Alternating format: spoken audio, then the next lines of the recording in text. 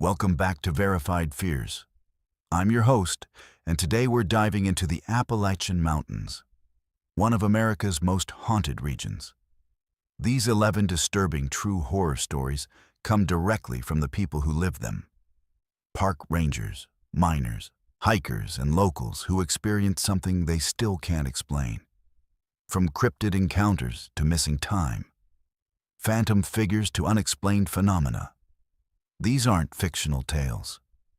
They're real accounts that will make you question everything you thought you knew about these ancient mountains.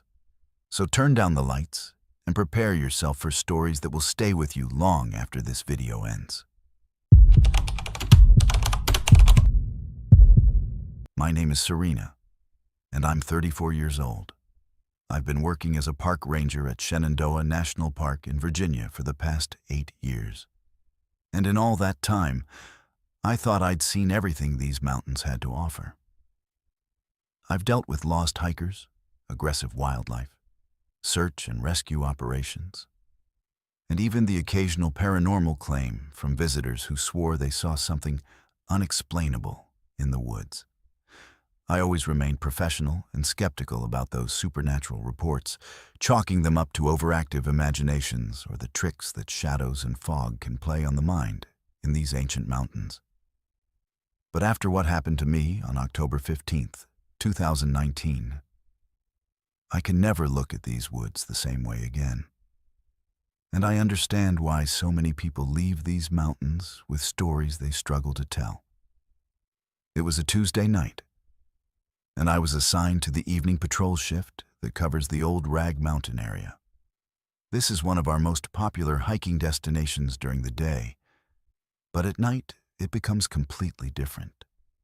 Quiet, isolated, and honestly a bit eerie even for someone like me who's spent countless nights alone in these woods.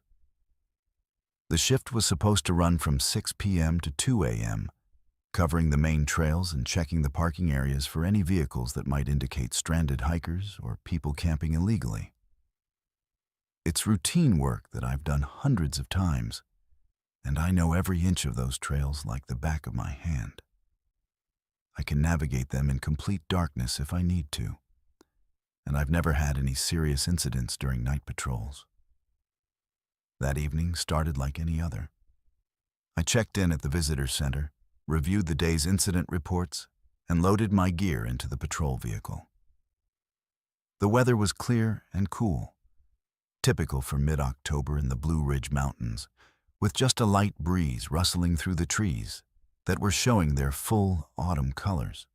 I remember thinking it was going to be a peaceful night as I drove up to the Old Rag Mountain trailhead parking area around 9:30 p.m. There were no vehicles in the lot, which was normal for a weeknight in October.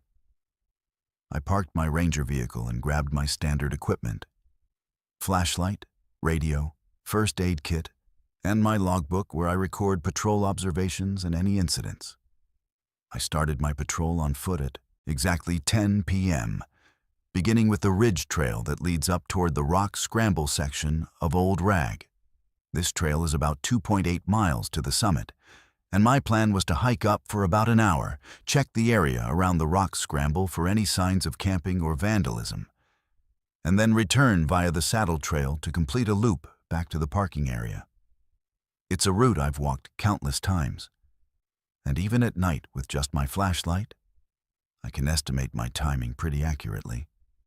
The first part of the hike was completely normal.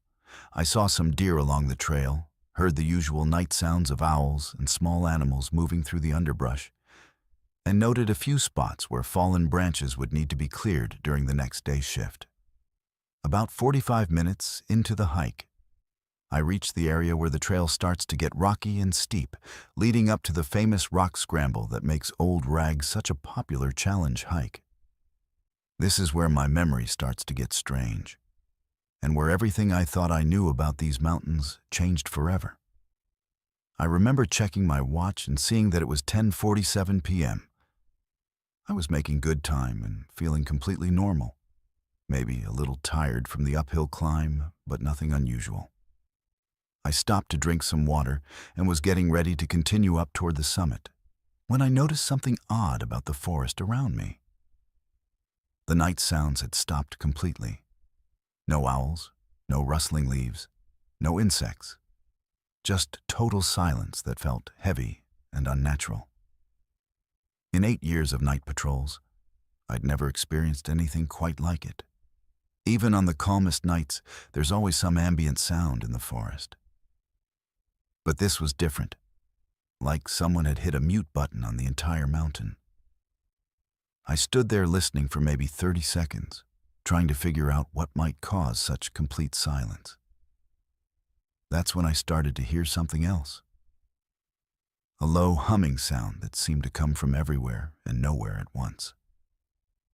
The humming was unlike anything I'd ever heard before. It wasn't mechanical like a generator or aircraft, and it wasn't natural like wind through trees or water over rocks. It had an electronic quality to it, but deeper and more resonant, almost like it was vibrating through the ground itself. As I stood there trying to identify the source, I noticed that my radio was making crackling sounds and my flashlight began to flicker. I tapped the radio and tried to call back to dispatch. But I couldn't get any signal, just static and what sounded like distant voices speaking in languages I couldn't understand. The humming sound grew louder, and I started to feel disoriented. The taste in my mouth changed to something metallic and sharp, like I'd been sucking on pennies. My hands began to tingle, and I noticed that the hair on my arms was standing up, like there was static electricity in the air. The temperature seemed to drop suddenly, and I could see my breath, even though it had been comfortably cool just minutes before. I decided that something was seriously wrong, either with the weather or with some kind of equipment malfunction, and I needed to get back to my vehicle immediately to call for backup. I turned around to head back down the trail, but that's where my memory becomes completely blank. The next thing I remember is waking up at 4:17 a.m. according to my watch, and I was lying on the ground in a completely different part of the park. I was on the Limberlost Trail, which is nearly 12 miles away from where I had been on Old Rag Mountain. There was no possible way I could have walked that distance in the time that had passed, especially not through dense forest with no trails connecting those areas. I was lying on the wooden boardwalk that runs through the Limberlost swamp area, and when I sat up, I realized that something was terribly wrong with my hands.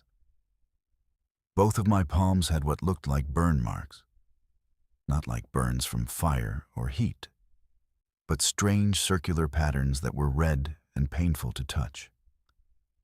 The burns were perfectly symmetrical on both hands, with small circular marks arranged in a pattern that didn't match anything I'd ever seen before.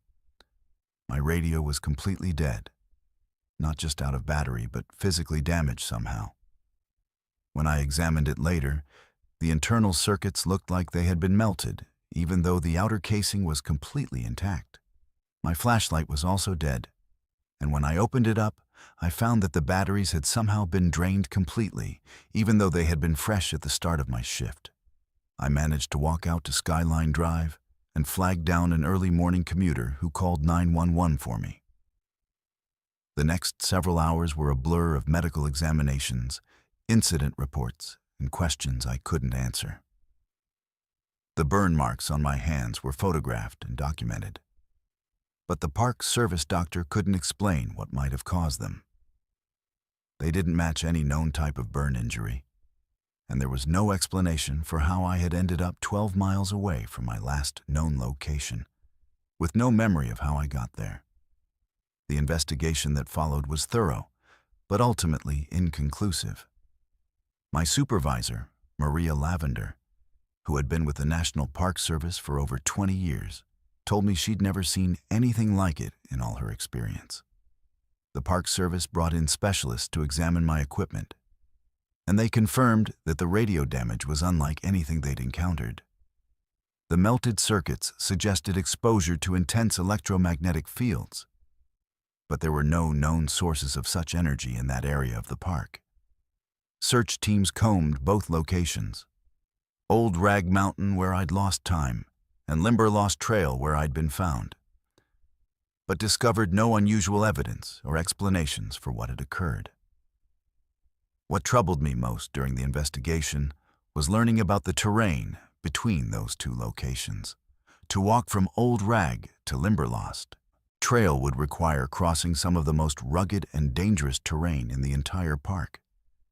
There are steep ravines, dense thickets of mountain laurel that are nearly impossible to penetrate, and several areas where the forest is so thick that even experienced hikers with GPS units have gotten lost for days. The idea that I could have navigated that terrain unconsciously, in total darkness, without sustaining any injuries beyond the mysterious burns on my hands, was simply impossible. During my recovery time, I started researching similar incidents in the area. What I found was disturbing. There had been other reports over the years from both Park Service employees and visitors about strange phenomena in the Shenandoah Mountains. Most were dismissed or explained away, but the patterns were eerily similar. Missing time, electromagnetic interference, unexplained physical effects, and encounters with phenomena that defied rational explanation. I discovered that indigenous peoples had long considered certain areas of these mountains to be sacred or dangerous, places where the natural world intersected with something beyond human understanding. The burn scars on my hands healed over the next several weeks, but they left permanent marks that I carry with me to this day. The circular patterns never faded completely, and on certain days, particularly when the weather is changing or during periods of high electromagnetic activity like thunderstorms, they still tingle and ache.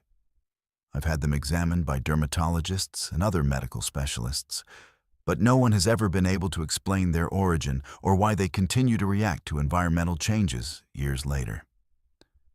The official incident report lists it as a medical emergency, with possible seizure activity causing memory loss. But I know that's not what happened. I've never had any medical conditions that would cause seizures or blackouts, and all of my medical tests came back completely normal. The explanation was created to file the paperwork and close the case, not because it accurately described what had occurred. I understand why the Park Service needed an official explanation. They can't have reports of supernatural incidents affecting their employees. But the truth is far stranger and more unsettling than what's written in that file. I continued working as a park ranger for 2 more years after that incident, but I never felt completely comfortable on night patrols again. I would find myself constantly checking my watch and radio, and I avoided the Old Rag Mountain area whenever possible. The work I had once loved began to feel different, tainted by the knowledge that something inexplicable was lurking in these mountains. I eventually transferred to a different park in a different state, partly because I needed a change of scenery, and partly because I couldn't shake the feeling that something in those mountains was still watching and waiting. I've never experienced anything like that, night again, but I know that somewhere in the Shenandoah Mountains, there are forces and phenomena that we don't understand. I was unlucky enough to encounter one of them during what should have been a routine patrol in familiar territory. The experience changed my fundamental understanding of reality and left me with questions that I know will never be answered. Sometimes, late at night, I still wake up with the taste of metal in my mouth and the memory of that unnatural humming sound. And I'm grateful to be hundreds of miles away from those ancient, mysterious mountains that hold secrets we're not meant to discover. My name is Dylan, and I'm 28 years old.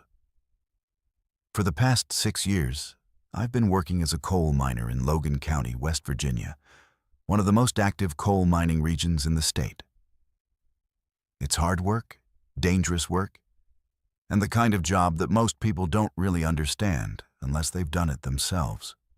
We work long shifts, often in conditions that would terrify most people, hundreds of feet underground in tunnels that feel like they could collapse at any moment.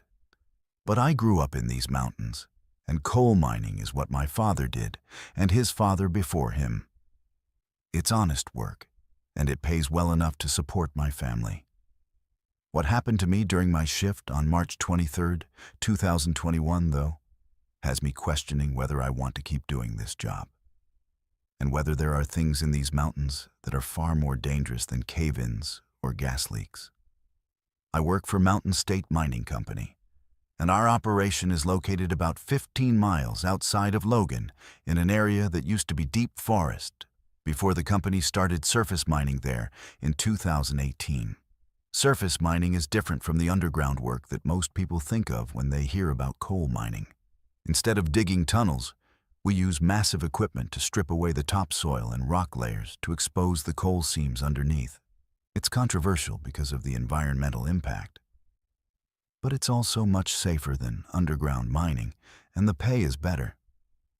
My job involves operating heavy machinery, bulldozers, excavators, and haul trucks to move the overburden and extract the coal. It's loud, dirty work, but I'm good at it. And I've never had any serious accidents or safety violations. That night in March, I was assigned to the midnight shift, which runs from 11 p.m. to 7 a.m. Night shifts at surface mining operations are usually quieter than day shifts because there's less management around and fewer pieces of equipment running simultaneously. My specific assignment was to operate one of the large excavators to continue removing overburden from a new section of the mine site. The area we were working on was right at the edge of the forest that borders our mining permit area. And during the day, you could see the tree line clearly about 200 yards away from where I was working. The contrast was always stark. On one side, you had this industrial moonscape of exposed rock and mining equipment. And on the other side, you had dense forest that looked like it hadn't been touched by humans in decades. I arrived at work around 10:30 p.m. to get briefed by the day shift supervisor and do my pre-operational equipment checks. Everything seemed normal. The weather was clear and cold, typical for late March in West Virginia. And there were 4 other guys working the night shift with me scattered around different areas of the mine site. We all carried radios to stay in communication, and there's a supervisor on duty at all times, though he usually stays in the office trailer, unless there's a problem. The excavator I was assigned to operate that night was a Caterpillar 365C, a massive machine that weighs about 65 tons, can move incredible amounts of material in a single scoop. I'd been operating that particular machine for about 2 years, so I knew all its quirks and capabilities. I started working around 11:15 p.m., and for the first few hours, everything was routine.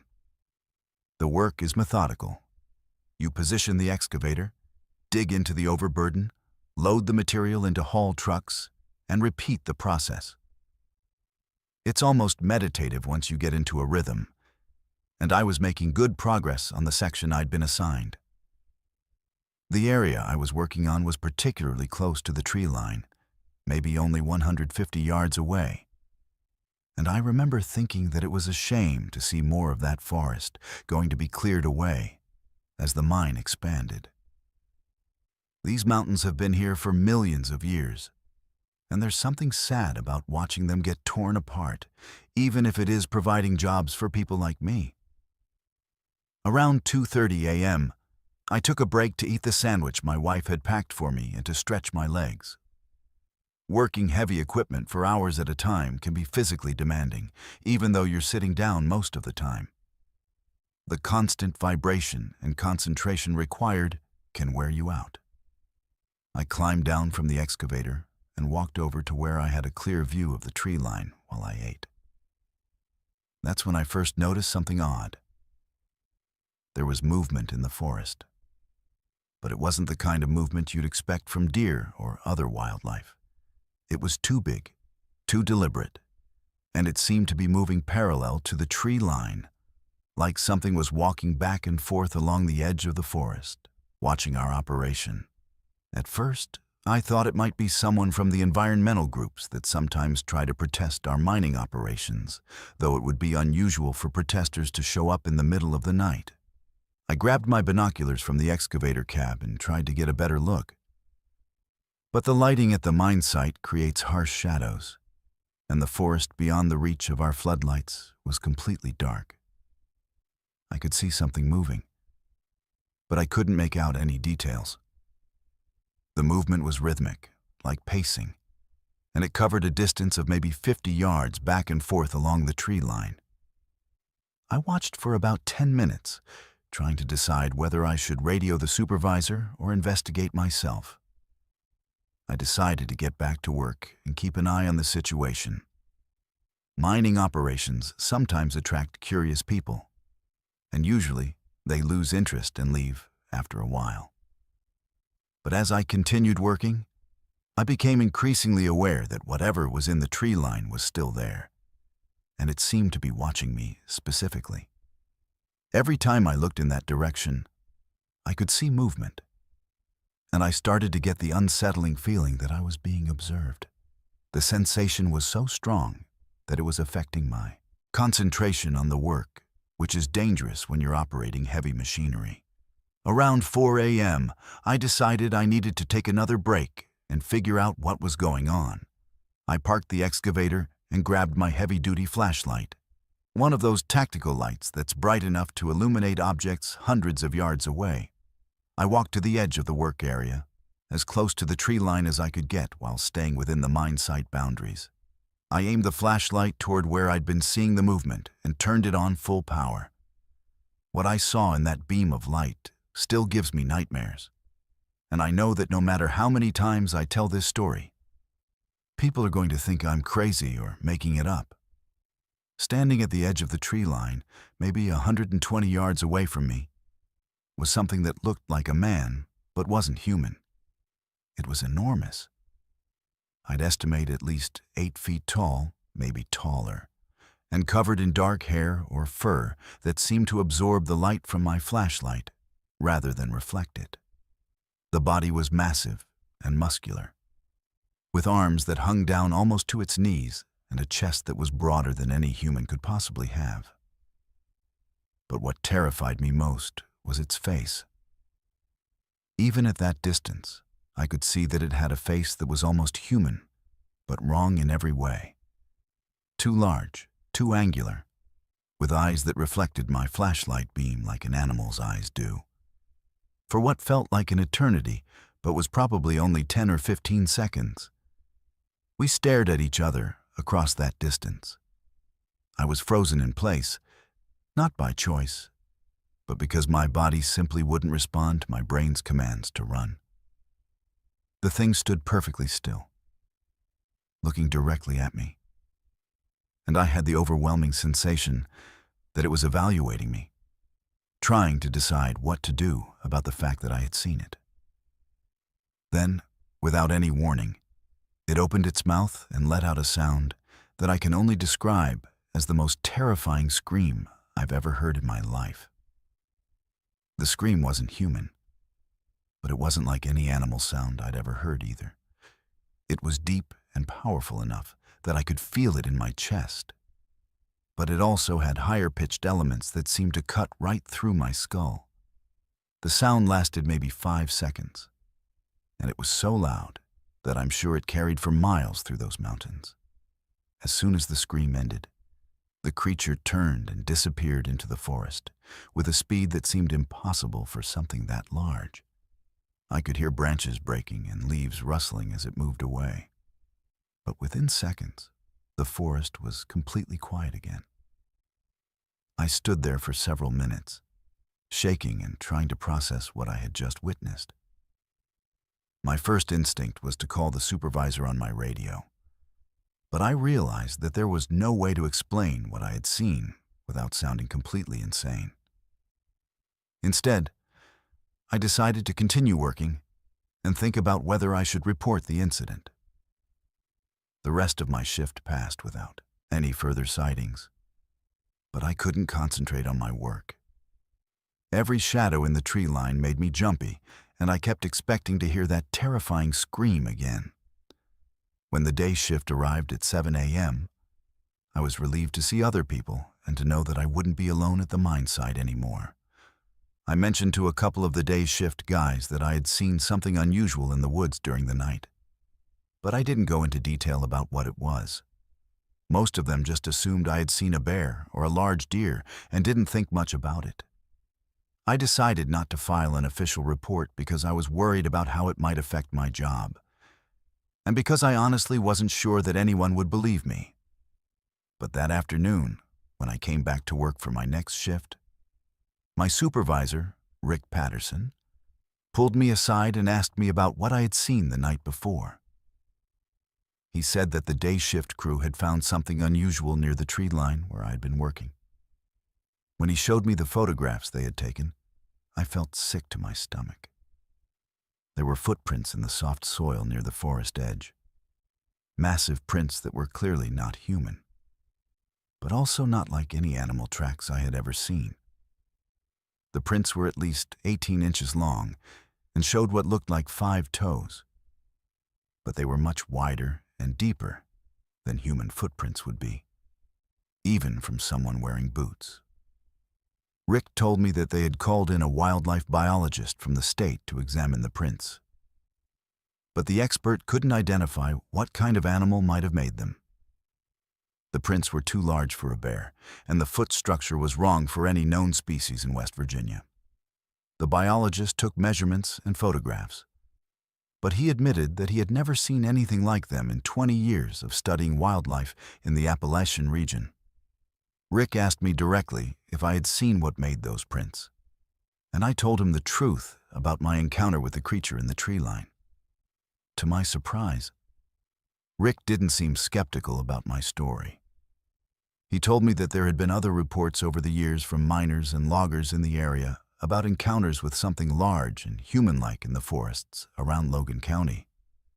Most of the reports were kept quiet because the companies didn't want to deal with the publicity or the potential impact on their operations.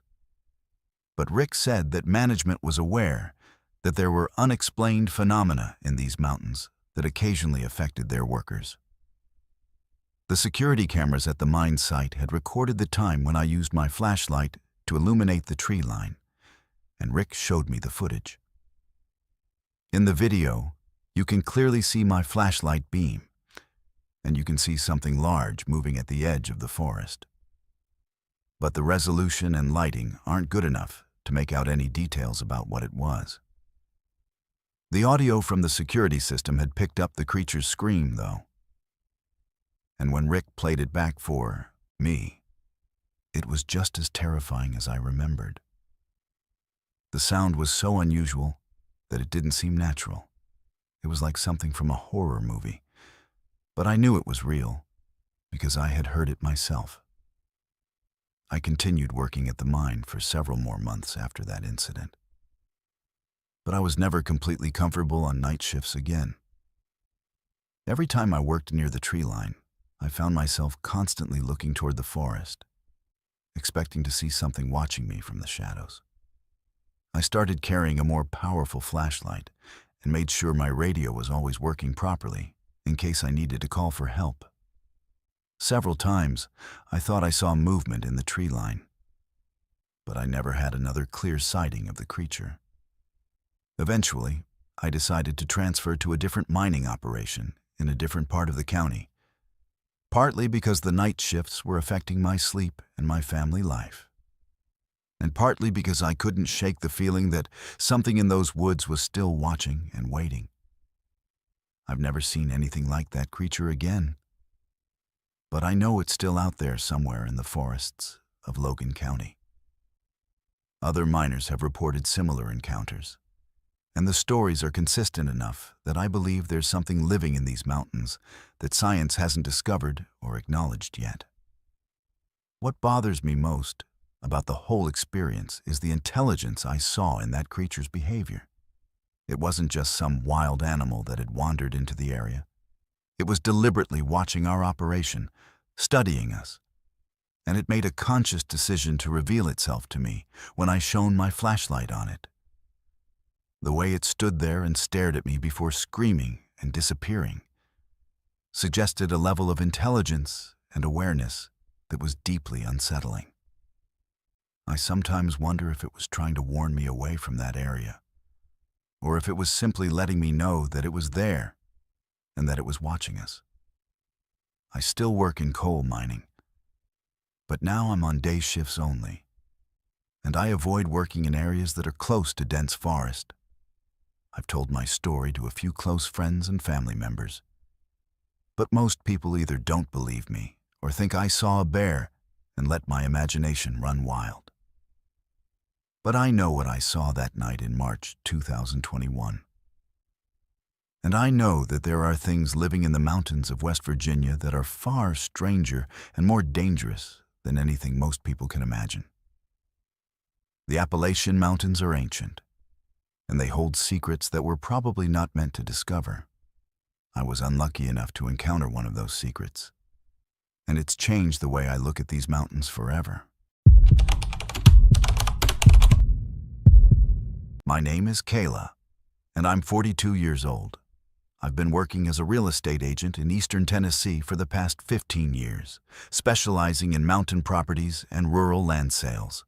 My job has taken me to some of the most remote and beautiful areas of the Cherokee National Forest.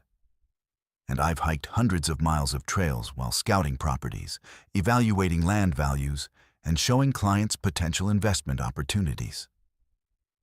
I know these mountains better than most people. I understand property boundaries, land surveys, historical records, and I'm familiar with every major trail system in the region. I'm not someone who gets lost easily, and I'm definitely not someone who imagines things or makes up stories for attention. But what happened to me on September 14th, 2018, has left me questioning everything I thought I knew about these mountains, and wondering if there are places in the Cherokee National Forest that exist outside of our normal understanding of reality. I was working on a potential listing for a client who owned 200 acres of forested land near the Ocoee River, about 12 miles south of Benton.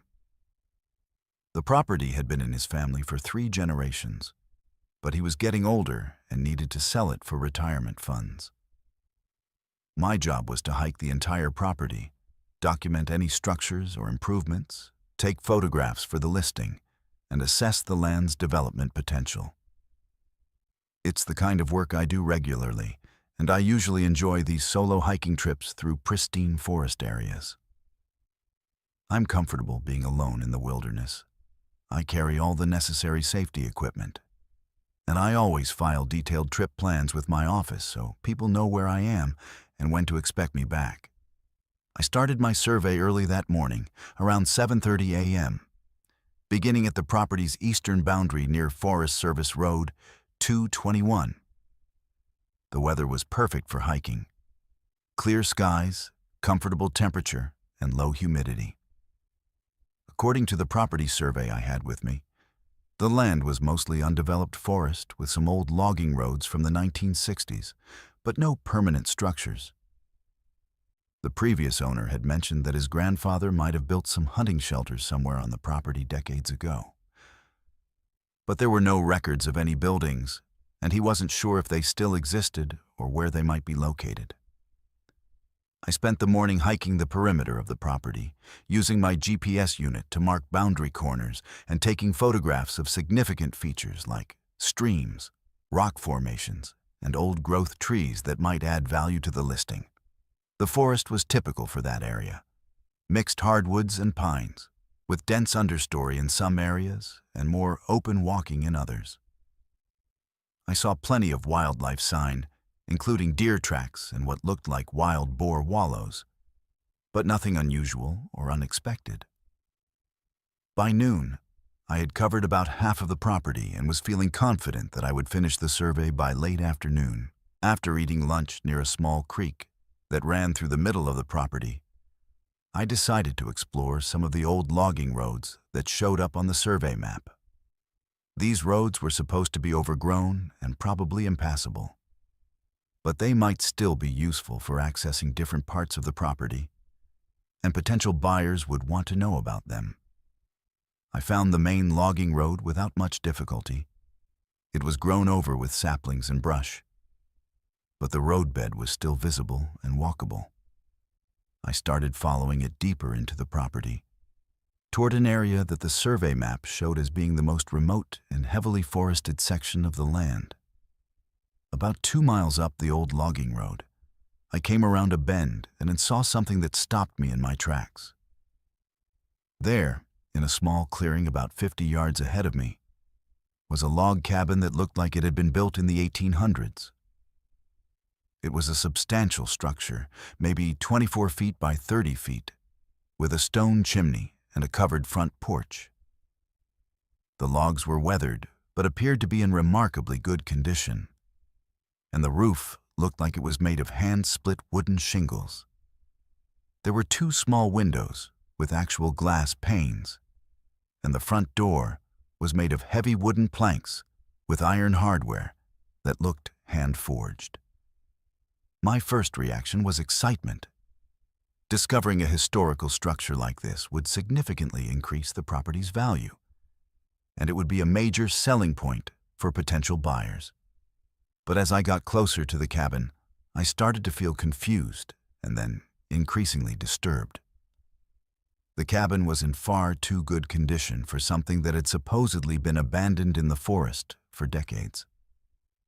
There was no moss or mildew on the logs, no broken windows, no damage from weather or animals. The front porch had a wooden rocking chair that looked like it had been recently used, and there were what appeared to be fresh wildflowers in a mason jar sitting on the porch railing. I approached the cabin carefully, calling out to make sure no one was inside. There was no response, but when I looked through one of the windows, I could see that the interior was fully furnished with period-appropriate items. A wood-burning stove, handmade furniture, oil lamps, and even what looked like food supplies on shelves. Everything was clean and organized, as if someone was actively living there or had just stepped out temporarily. I tried the front door and found it unlocked, but I decided not to go inside without permission. Since it was clear that someone was maintaining and possibly occupying the structure. I spent about 30 minutes walking around the cabin, taking detailed photographs from every angle and making notes about its construction and condition.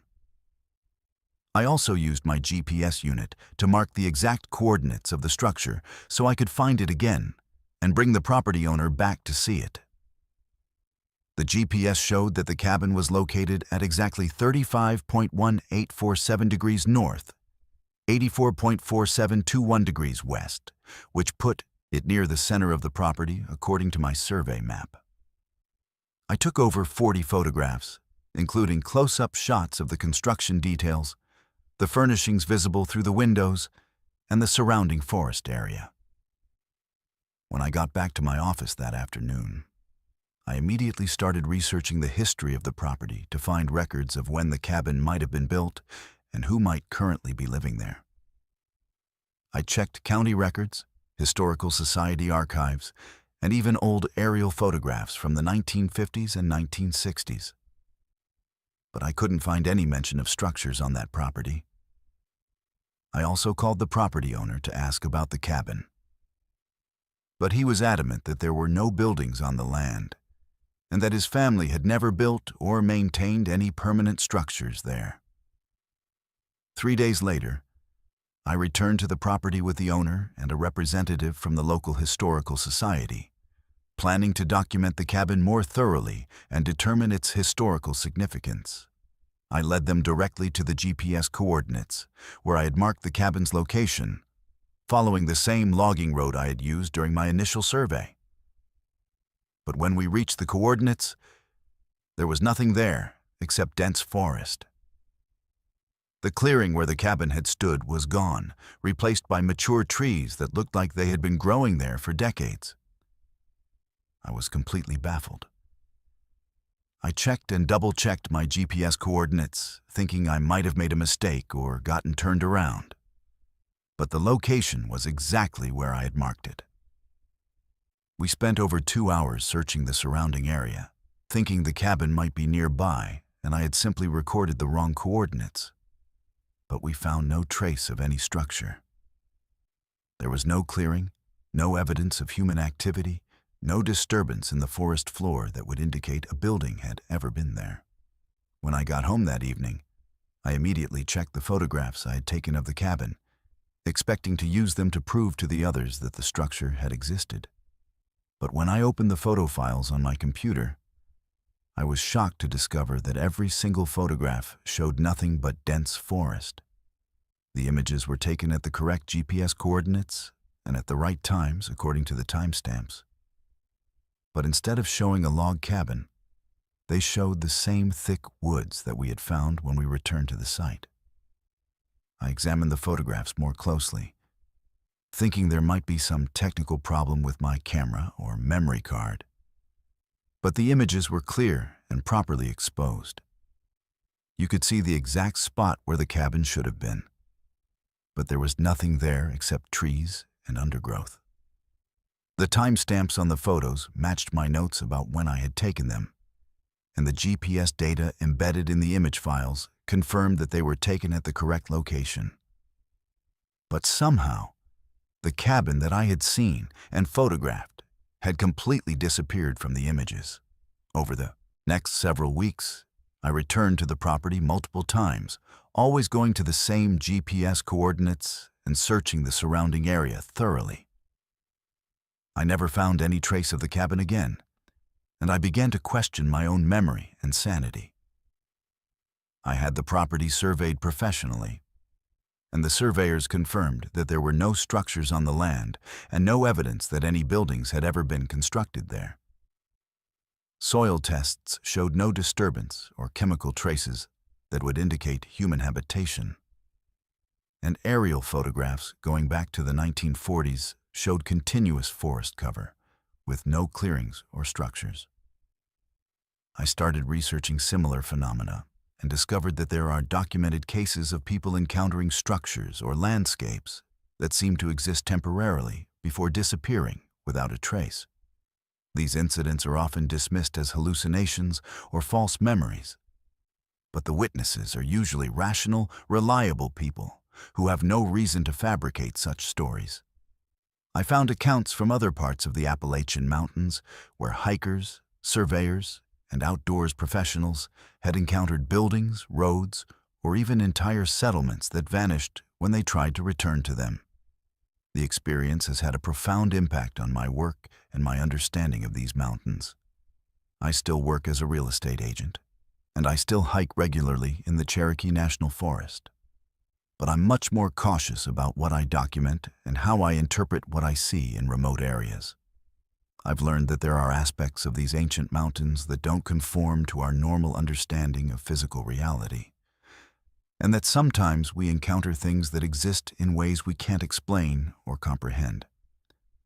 I've told this story to a few close friends and family members, but most people think I must have been confused about the location or that I dreamed the whole thing.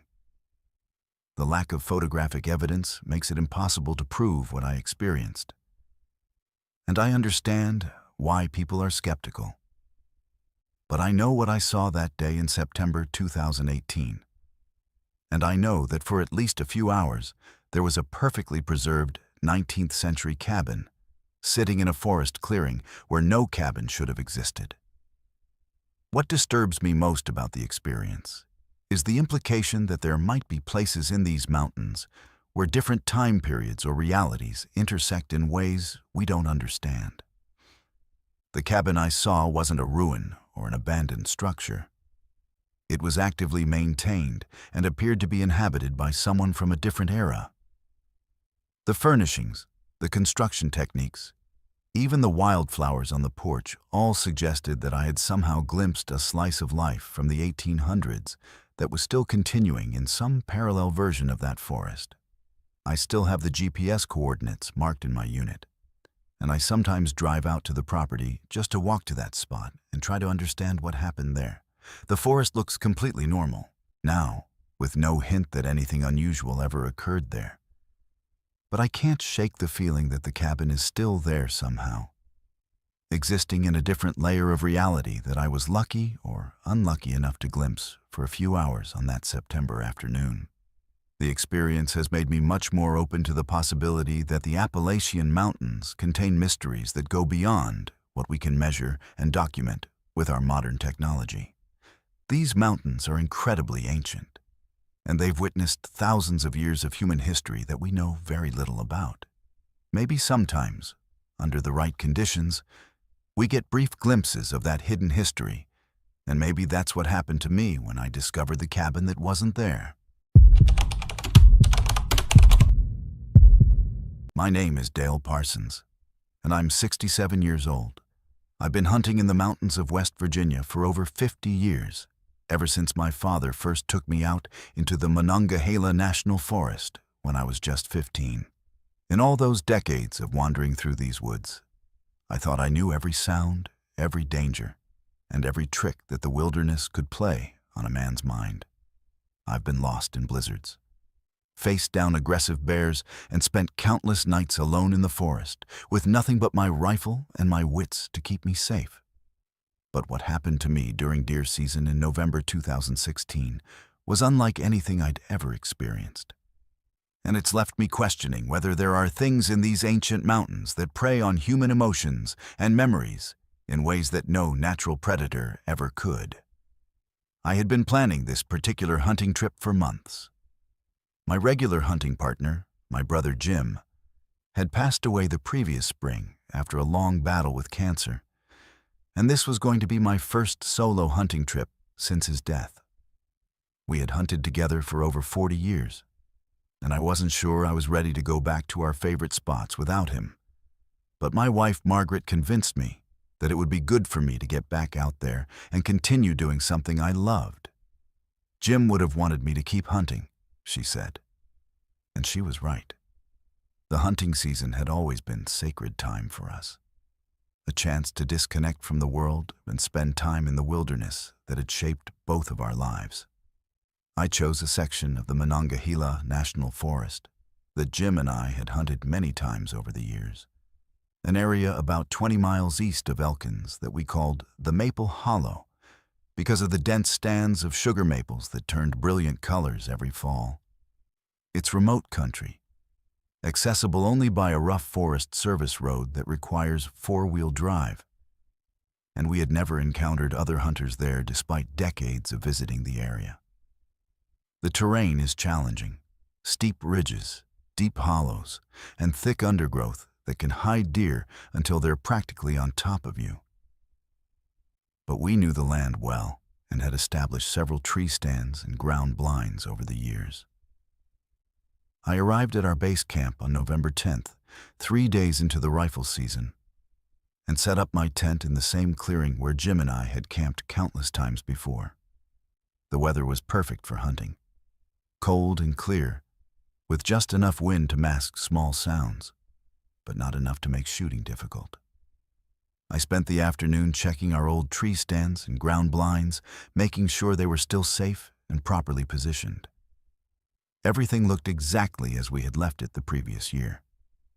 And for a few hours, I almost felt like Jim was still with me, getting ready for another successful hunting season. The first 2 days of hunting were quiet but peaceful. I saw a few does and some young bucks, but nothing worth taking, and I was content just to be back. In the woods, reconnecting with a place that held so many good memories. I found myself talking to Jim sometimes, the way I always had when we hunted together, telling him about what I was seeing and asking his opinion about weather conditions or deer movement patterns. It felt natural and comforting, and it helped ease the loneliness of being in our special place without him. On the third morning, November 13th, I decided to hunt an area we called the Back Ridge, a narrow spine of high ground that overlooked a deep hollow where we had seen deer feeding in previous years. I left camp before dawn and hiked about 2 miles through familiar terrain to reach my chosen hunting spot. I had hunted from this location many times before, and I knew exactly where to position myself for the best view of the deer trails below. The morning was unusually quiet. No bird songs, no squirrel chatter, just the kind of deep forest silence that sometimes happens when weather systems are changing. Around 9:30 a.m., as I was sitting quietly in my ground blind, watching for deer movement, I heard something that made my blood run cold. From somewhere deep in the hollow below me came the sound of a woman screaming for help. The scream was faint but clear, and it sounded desperate and terrified. My first instinct was to grab my rifle and head toward the sound. Someone was obviously in serious trouble, and I might be the only person close enough to help them. But as I started to move, something about the scream bothered me. It sounded familiar somehow, like a voice I had heard before, though I couldn't place where or when. I called out as loudly as I could, asking if someone needed help and telling them I was coming their way. The screaming stopped for a moment, and then I heard it again, this time seeming to come from a different direction, maybe a quarter-mile to the south of where I had first heard it. I grabbed my pack and rifle and started making my way down into the hollow, following what I thought was the most direct route to where the screams were coming from. The terrain was steep and treacherous, covered with fallen leaves that made footing uncertain, but I moved as quickly as I could while staying safe. As I got deeper into the hollow, the screaming continued, but it seemed to keep moving. Sometimes it sounded like it was coming from ahead of me, sometimes from behind, and sometimes from off to one side or the other. I would adjust my direction each time I heard it, but I never seemed to get any closer to the source. After about an hour of this, I was starting to feel confused and disoriented. I had been hiking in what I thought was a straight line toward the screams, but when I checked my compass, I realized I was heading in a completely different direction than I had intended. That's when I started to recognize something terrifying about the voice I was hearing. The more I listened to the screams, the more they sounded like my wife, Margaret. Not just similar to her voice, but exactly like her voice, with the same tone and inflection that I had been hearing for 43 years of marriage. The screams were calling my name now, pleading with me to hurry, to come and help her before it was too late. But Margaret was at home, 3 hours away, and there was no possible way she could be lost in these woods. I stopped walking and tried to think rationally about what was happening. I had been hiking for over an hour, following sounds that kept changing location, and I was no longer certain where I was in relation to my hunting blind or my base camp. I pulled out my GPS unit to check my location, but the device showed an error message and couldn't acquire a satellite signal, even though I was standing in an open area with a clear view of the sky. I tried my cell phone next, but there was no signal, which wasn't unusual in this remote area, but added to my growing sense of unease. The screaming started again, and this time I was absolutely certain it was Margaret's voice. She was calling my name, begging me to find her, saying she was hurt and scared and needed me to come quickly. Every instinct I had was telling me to run toward the sound, to find my wife and help her. But the rational part of my mind knew that it was impossible for her to be there. I stood frozen for several minutes, listening to what sounded like my wife's voice crying for help and fighting against the overwhelming urge to abandon logic and run blindly through the forest toward the sounds. Finally, I forced myself to ignore the screaming and focus on getting back to familiar terrain. I used my compass to establish a bearing toward what I thought was the direction of my hunting blind, and I started walking in that direction regardless of what I was hearing. The screaming continued, sometimes getting louder as if Margaret was getting closer, sometimes fading as if she was moving away from me. The voice pleaded with me not to leave her, accused me of abandoning her when she needed me most, and promised that she would die if I didn't come to help her immediately. It took every ounce of willpower I possessed to keep walking away from those sounds. But I knew that following them was only leading me deeper into confusion and danger. After about 40 minutes of steady hiking, I finally reached terrain that I recognized, and I was able to find my way back to my hunting blind. When I checked my GPS there, it worked perfectly and showed that I had been walking in large circles for most of the morning, covering the same ground multiple times without realizing it. The screaming stopped as soon as I reached my blind, and the forest returned to its normal sounds: birds calling, squirrels chattering, and the wind moving through the trees. I sat there for a long time, trying to make sense of what had happened and whether I was losing my mind from grief over Jim's death and the stress of hunting alone for the first time in decades. But I knew what I had heard, and I knew that something in those woods had been deliberately trying to lead me astray by mimicking my wife's voice. When I got back to camp that afternoon, I called Margaret on my satellite phone to make sure she was safe.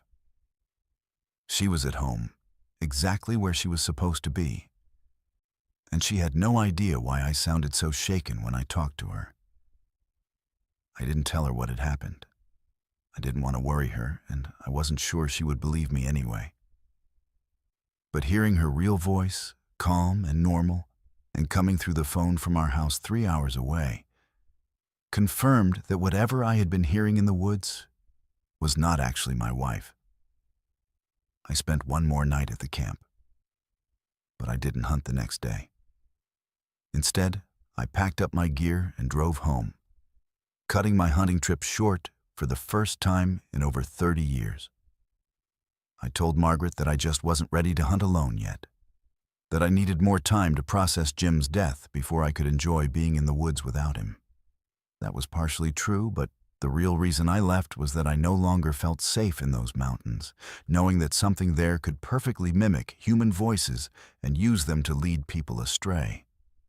I've done some research since then about similar experiences, and I've found accounts from other hunters and hikers who have reported hearing familiar voices calling for help in remote wilderness areas, only to discover that the people they thought they heard were miles away and completely safe. The phenomenon seems to be particularly common in the Appalachian Mountains, and it's been reported by reliable witnesses for over a century. Some people call it the siren effect, comparing it to the mythological creatures that lured sailors to their deaths with beautiful singing. I've never returned to hunt in the Maple Hollow, and I probably never will.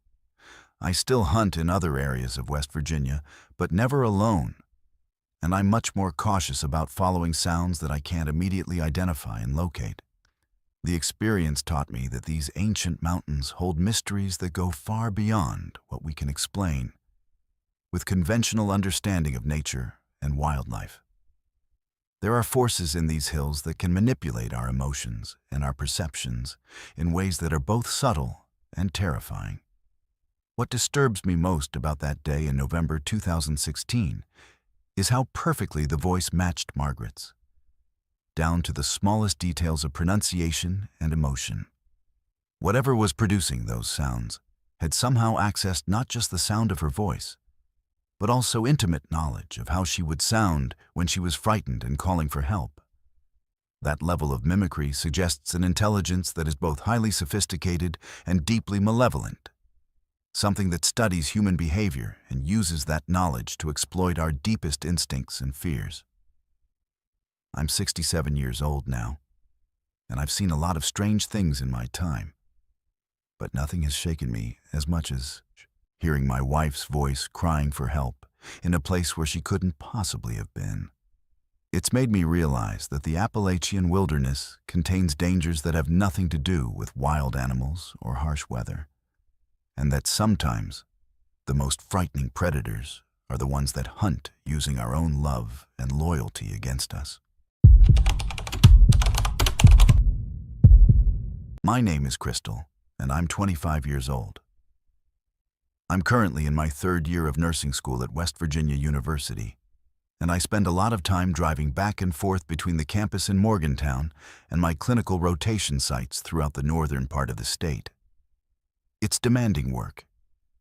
Between classroom studies, clinical rotations, and my part-time job at a local hospital, I'm usually putting in 60 to 70-hour weeks and driving hundreds of miles every week on mountain roads that can be challenging even in good weather. I'm used to being tired, I'm used to driving at odd hours, and I'm definitely used to seeing things that most people would find disturbing, given my work in hospital settings. But what I encountered on the evening of March 18th, 2020, was something that no amount of medical training or exhaustion could explain away.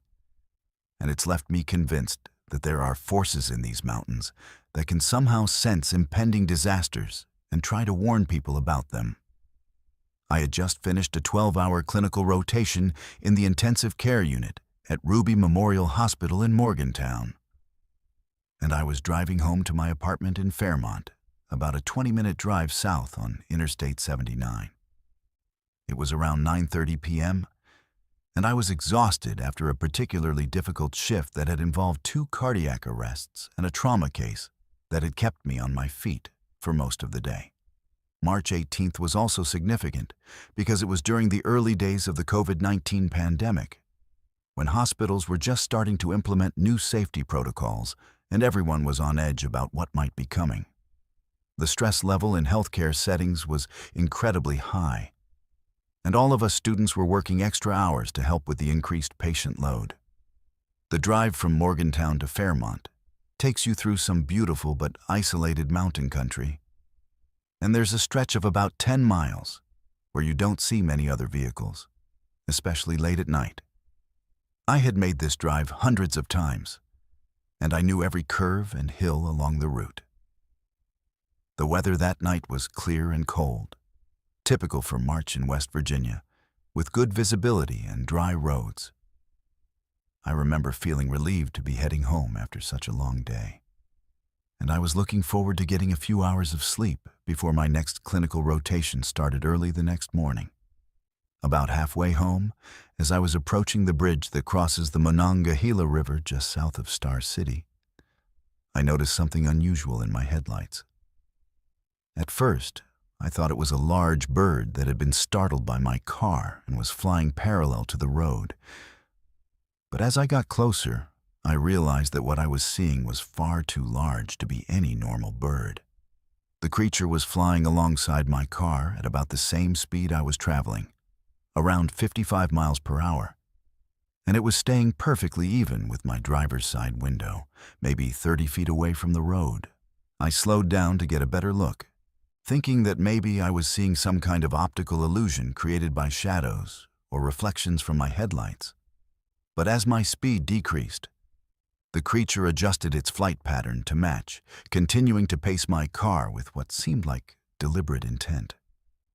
That's when I got my first clear view of what I was dealing with, and I felt my heart start racing in a way that had nothing to do with exhaustion or caffeine. The creature was enormous.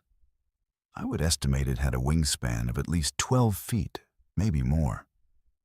Its body was dark, almost black, and seemed to absorb light rather than reflect it, making it difficult to make out specific details.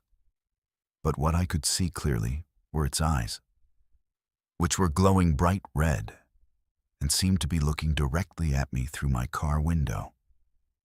The eyes weren't reflecting my headlights the way an animal's eyes would. They were generating their own light, pulsing with an intensity that was both hypnotic and terrifying. I had heard stories about the Mothman my entire life. Anyone who grows up in West Virginia knows the legends about the winged creature that was supposedly seen around Point Pleasant in the 1960s, and how it was connected to the Silver Bridge collapse in 1967 that killed 46 people.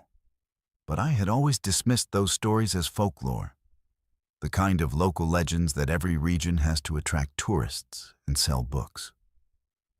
Seeing this creature flying beside my car, though, made me realize that there might be more truth to those old stories than I had ever imagined. The creature followed my car for what felt like several minutes, but was probably only 30 or 40 seconds.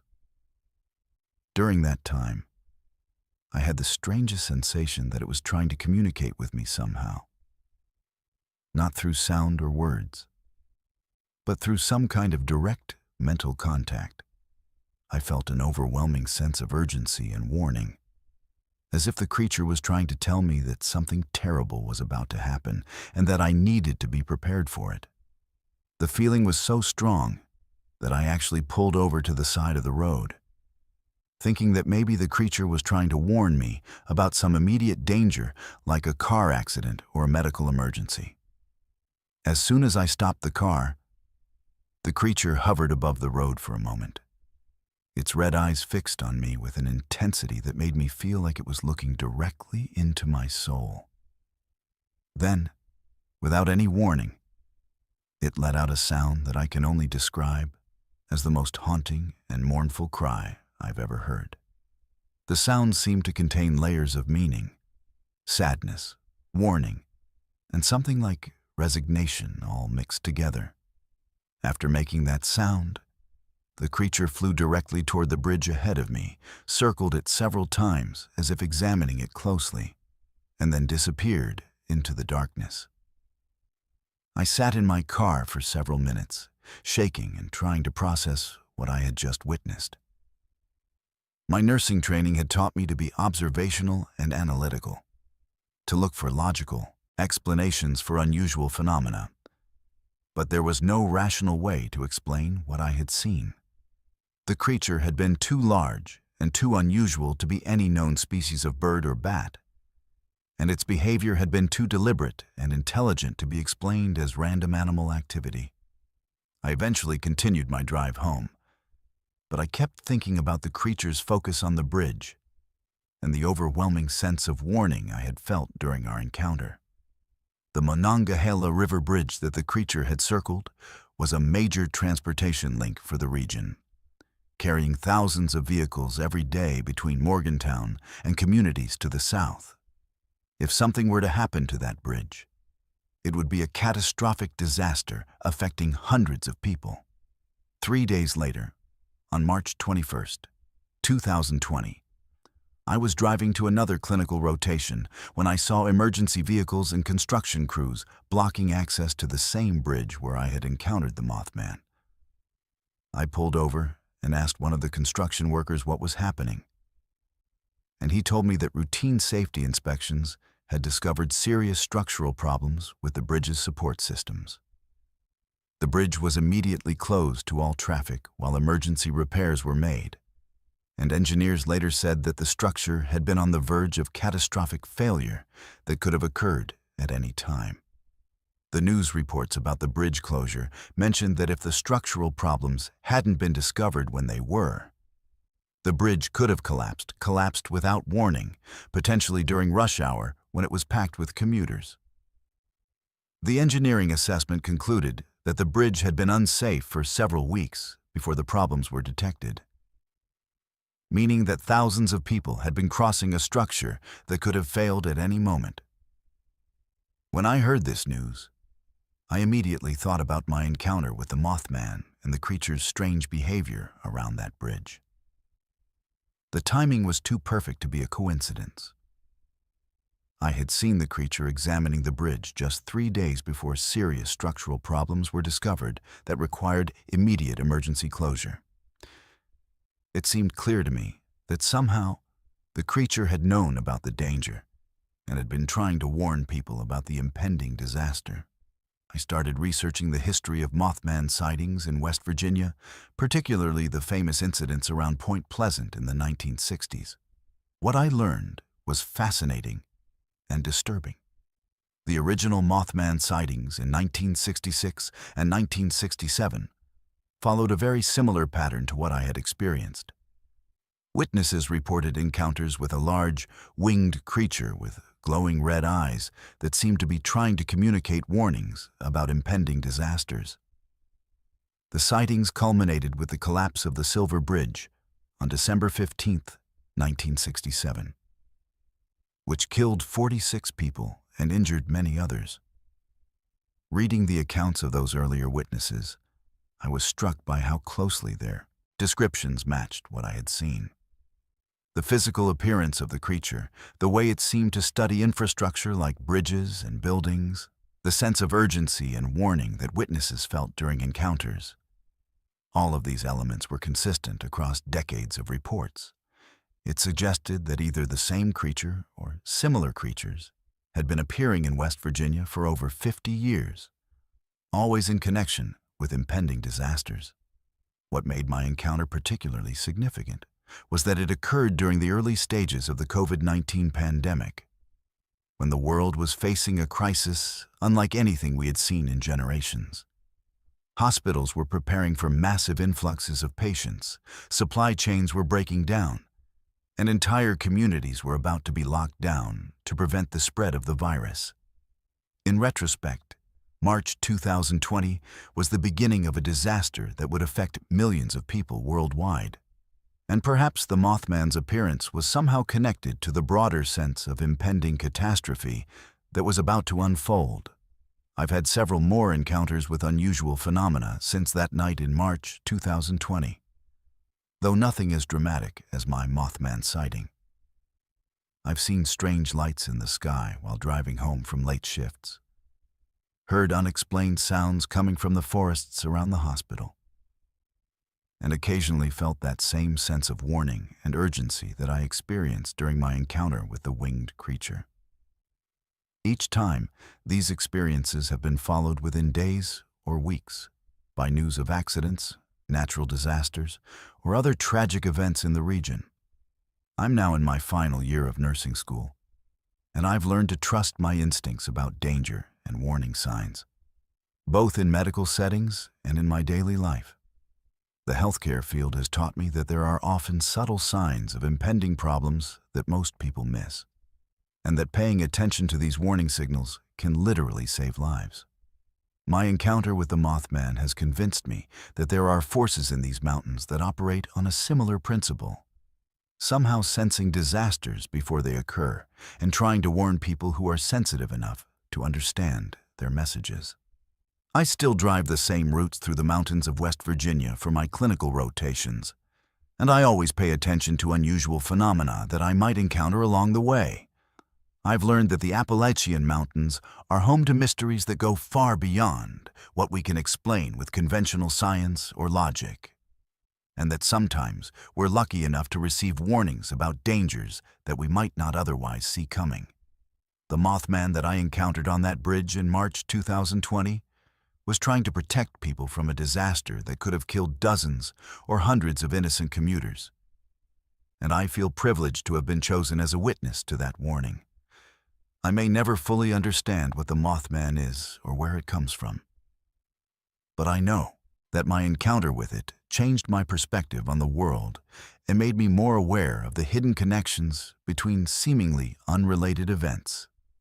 In a profession like nursing, where we're constantly dealing with life and death situations, having that kind of heightened awareness and sensitivity to warning signs is invaluable. The mountains of West Virginia have taught me that there are guardians watching over us, even when we don't realize they're there. And sometimes they appear in forms that challenge everything we think we know about reality. My name is Tommy Sawyer, and I'm 31 years old. I work as a park maintenance worker for the National Park Service in the Great Smoky Mountains, primarily in the North Carolina section of the park. It's honest work that I've been doing for the past 7 years, and it keeps me outdoors in some of the most beautiful country in America. My job involves everything from trail maintenance and facility repairs to wildlife monitoring and visitor safety support. I'm comfortable working alone in remote areas of the park, and I've seen just about everything you can imagine. From dangerous wildlife encounters to search and rescue operations to the occasional drug smuggling operation that tries to use park trails for illegal activities. But what I discovered during the summer of 2022 has left me questioning whether there are organized groups operating in these mountains that are involved in activities far more disturbing than anything I was prepared to deal with. It was July 15th, 2022, and I was assigned to do maintenance work on some of the less frequently used trails in the Cataloochee Valley area. Specifically, the Rough Fork Trail that leads back into some of the most remote sections of the park. This trail sees maybe a dozen hikers per week during peak season, and it requires regular maintenance to keep it passable because of frequent tree falls and erosion from mountain streams. I had been working alone on the trail for most of the morning, clearing fallen branches and repairing some wooden bridges that had been damaged by recent storms. Around noon, I decided to take a break and eat my lunch near a small clearing that's about 3 miles from the main trailhead. It's a spot I've used many times over the years. Quiet, peaceful, and far enough off the beaten path that you rarely encounter other people there. As I was walking toward my usual lunch spot, though, I noticed that something was different about the clearing.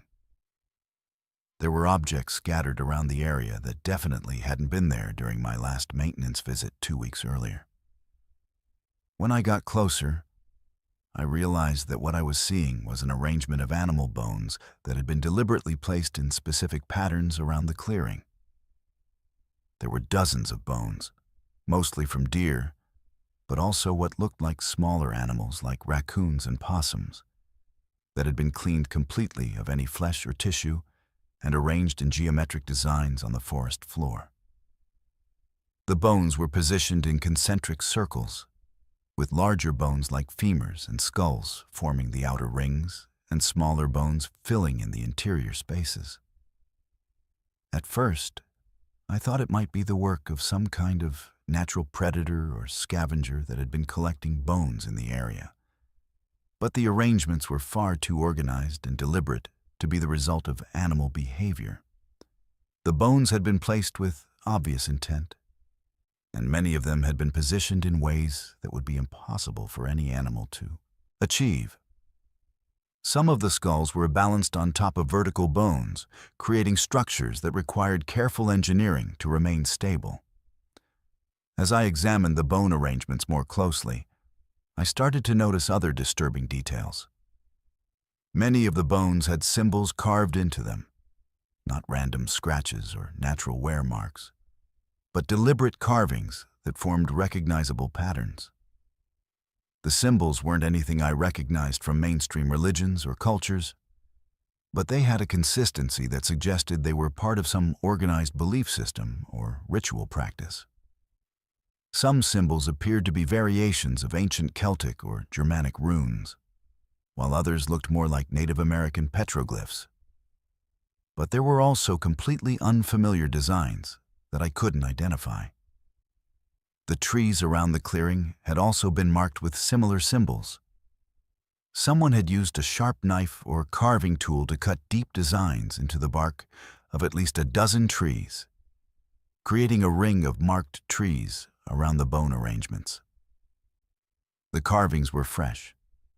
The bark was still white and sappy where it had been cut, indicating that the symbols had been carved within the past few weeks. The consistency of the carving depth and style suggested that all of the symbols had been made by the same person or group of people. I spent about an hour documenting everything I'd found, taking photographs of the bone arrangements and tree carvings from multiple angles, and making detailed notes about the location and condition of everything I observed. As a park employee, I'm trained to document and report any unusual activities or discoveries, especially anything that might indicate illegal activity or pose a threat to visitor safety. What I had found clearly fell into that category, even though I wasn't sure exactly what kind of activity I was dealing with. When I returned to the park headquarters that afternoon, I immediately reported my discovery to my supervisor, Linda Chen, who has been with the Park Service for over 15 years and has dealt with just about every kind of incident you can imagine.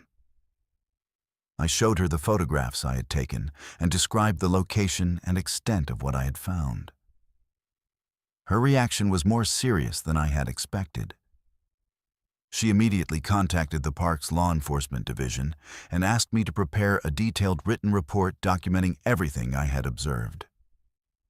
The next day, I was asked to guide a team of park rangers and investigators back to the site to conduct a more thorough examination of the area.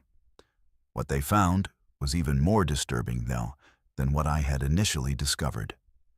A more careful search of the surrounding forest revealed several other locations where similar bone arrangements and tree carvings had been created, forming a pattern that extended over several square miles of remote park territory.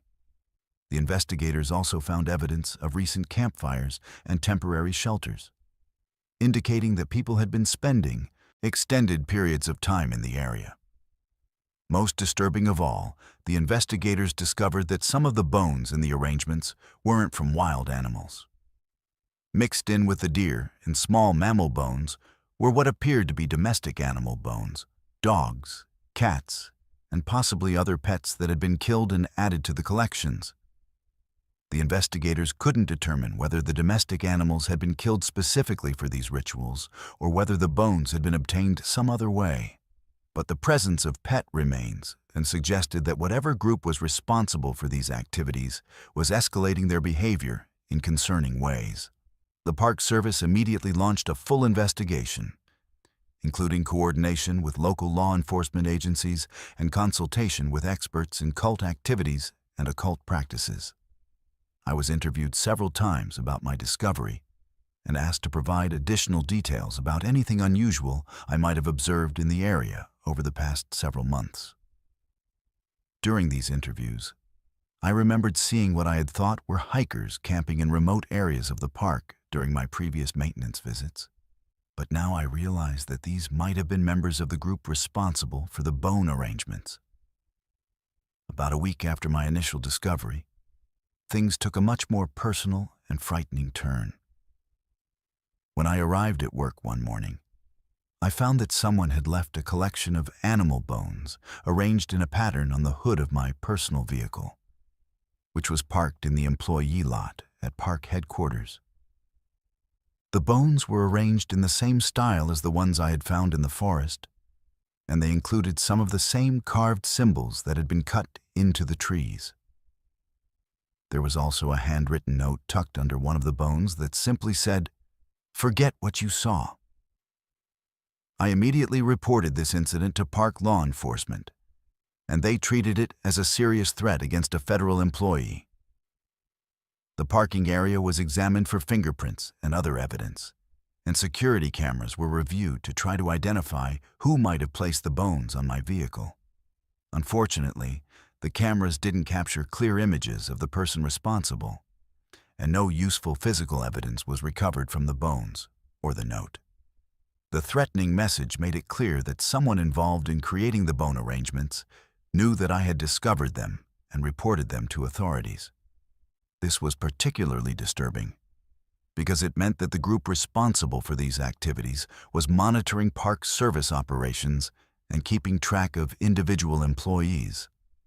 The fact that they were able to access the employee parking area without being detected also suggested that they had detailed knowledge of park facilities and security procedures. Over the next several weeks, I received 2 more threatening messages, both left at my home address rather than at work. The first was another arrangement of bones, this time placed on my front porch with a note that said, "Mind your own business." The second was more explicit. A photograph of me taken from a distance while I was working on trail maintenance, with my face circled in red marker and the words, "We know where you work," written across the bottom. At this point, I was genuinely frightened for my safety and the safety of my family. The people responsible for these threats clearly had the ability to track my movements and access both my workplace and my home without being detected. I started varying my daily routines, checking my vehicle for tampering before driving it, and carrying pepper spray while working alone in remote areas of the park. I also asked to be reassigned to work areas closer to park headquarters and visitor centers, where there would always be other people around. The Park Service investigation continued for several more months. But despite extensive efforts by multiple law enforcement agencies, the people responsible for the bone arrangements and threatening messages were never identified or arrested. The investigation did reveal that similar activities had been reported in other parts of the Appalachian Mountains over the past several years, suggesting that there might be a network of related groups operating throughout the region. Some of the symbols found at our site matched symbols that had been discovered at similar locations in Virginia, Tennessee, and Kentucky. What was most disturbing about the investigation's findings was the indication that these groups might be involved in activities beyond just collecting animal bones and carving symbols into trees. Law enforcement experts who consulted on the case said that the patterns of behavior we had documented were consistent with cult groups that sometimes escalate from animal sacrifice to more serious criminal activities. The fact that domestic animal remains had been found mixed with wild animal bones was particularly concerning, as it suggested a willingness to cross ethical boundaries that might lead to even more serious crimes. I continued working for the Park Service for about 6 more months after the investigation concluded. But I never felt completely safe in remote areas of the park again. Every time I was working alone on trail maintenance, I found myself constantly looking over my shoulder and listening for unusual sounds that might indicate someone was watching me. The stress of the situation was affecting my work performance and my personal life. And I eventually decided to transfer to a different position with the Park Service in a different state. Before I left North Carolina, I learned that the bone arrangements and tree carvings had been discovered again in several new locations throughout the Great Smoky Mountains, indicating that whatever group was responsible for these activities was still active and expanding their operations. Park officials decided not to publicize these discoveries because they didn't want to attract copycat activities or interfere with the ongoing law enforcement investigation, but they did increase security patrols in remote areas and implemented new safety protocols for employees working alone. Looking back on this experience, what troubles me most is the realization that there are organized groups operating in our national parks that are engaged in activities that most people would find deeply disturbing and threatening. These mountains have always attracted people who want to escape from mainstream society, and most of them are harmless individuals who just want to live quietly in natural settings. But there are also groups that use the isolation and vastness of these wilderness areas to engage in practices that they couldn't pursue in more populated areas. The Appalachian Mountains contain thousands of square miles of remote territory where people can operate without any oversight or interference from law enforcement. For groups that are involved in cult activities, animal sacrifice, or other illegal practices, this remoteness provides perfect cover for activities that would be immediately detected and stopped in urban or suburban settings. The fact that my discovery of their bone arrangements led to personal threats suggests that these groups are serious about protecting their operations and are willing to intimidate or potentially harm anyone who interferes with their activities. I now work for the Park Service in Colorado, where the terrain and culture are very different from the Appalachian Mountains. But I still think about what I discovered in the Great Smoky Mountains, and I wonder how many other similar groups are operating in the remote areas of our national parks. The experience taught me that these wilderness areas, which most people think of as places of natural beauty and peace, can also be home to human activities that are far more dangerous and disturbing than any wild animal or natural hazard. My name is Regina, and I'm 29 years old. I work as a geologist for the United States Geological Survey, specializing in metamorphic rock formations and geological mapping in the Appalachian Mountain region. I have a master's degree in geology from Virginia Tech, and I've been working in the field for the past 6 years, conducting research and surveys throughout the eastern United States. My work requires me to spend long periods alone in remote areas, taking core samples, measuring rock formations, and documenting geological features that help us understand the Earth's history and structure. I'm comfortable working independently in wilderness settings, and I'm trained in wilderness survival and safety protocols. But what happened to me during a research trip on August 12, 2023, has challenged everything I thought I understood about the physical laws that govern our reality. I was conducting a geological survey in a remote area of the Blue Ridge Parkway in Virginia, specifically studying the metamorphic rock formations near Milepost 78, which is known for its unique mineral compositions and geological complexity. This area contains some of the oldest rocks in North America, dating back over 1 billion years, and it provides valuable insights into the geological processes that shaped the Appalachian Mountains. My assignment was to spend 3 days in the area, collecting rock samples and documenting the geological features for a comprehensive study being conducted by my department. The research site was located about 2 miles off the main parkway, accessible only by a narrow hiking trail that winds through dense forest and crosses several small streams. I had hiked this trail before during preliminary visits to the area, and I was familiar with the terrain and the location of the specific rock formations I needed to study. The area is rarely visited by tourists because it requires a moderate hike to reach and doesn't offer the scenic overlooks that most Blue Ridge Parkway visitors are looking for. On August 12th, I was working near a small mountain lake that locals call Mirror Lake because of how perfectly it reflects the surrounding forest and sky. The lake is only about 1/4 mile across, but it's surprisingly deep for its size, and it's fed by underground springs that keep the water crystal clear year-round. I had set up my equipment on the rocky shore of the lake, where I could access the specific rock formations I needed to study, while also having a clean water source for my sampling procedures. I had been working for about 3 hours that morning, taking core samples and making detailed measurements of the rock layers, when I decided to take a break and eat an early lunch. I walked over to a flat rock near the water's edge, where I could sit comfortably and enjoy the peaceful setting while I ate. The lake was perfectly still that day, creating a mirror-like surface that reflected the forest canopy and the blue sky above with startling clarity.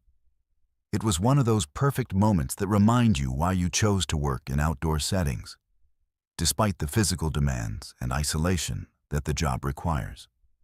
As I sat there eating my sandwich and reviewing my morning's data collection, I happened to glance across the lake toward the opposite shore, maybe 200 yards away. What I saw there made me drop my sandwich and grab my binoculars for a closer look.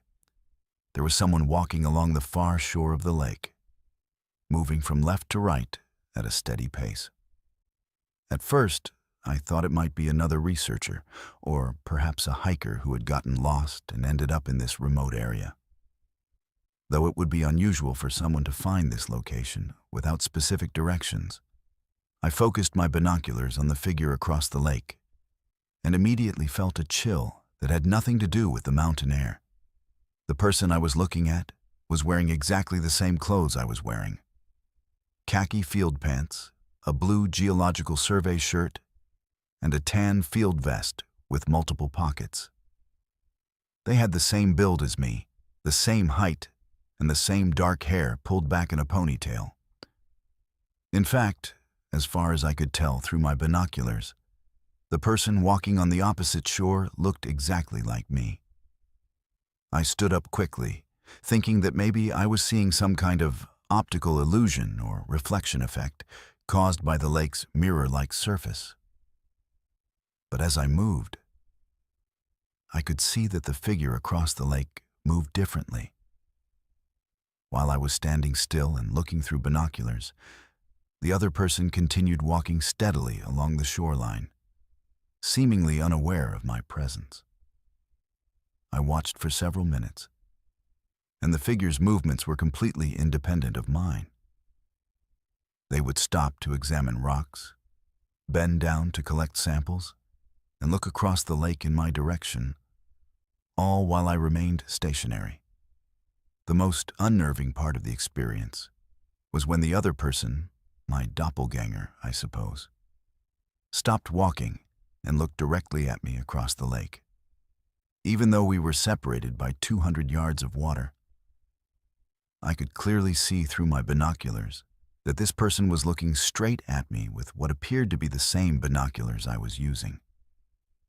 For what felt like several minutes, but was probably only 30 seconds, we stood there staring at each other across the water.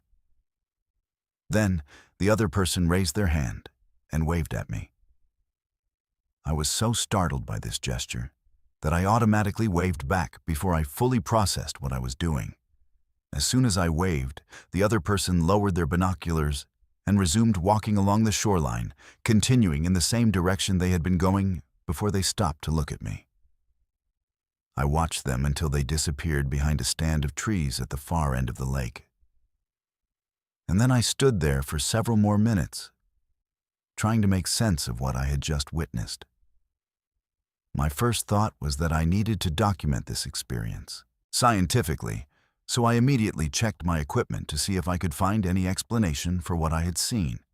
I examined my geological instruments, which include several devices that measure electromagnetic fields, ground vibrations, and atmospheric conditions as part of my standard data collection procedures. What I found was deeply disturbing.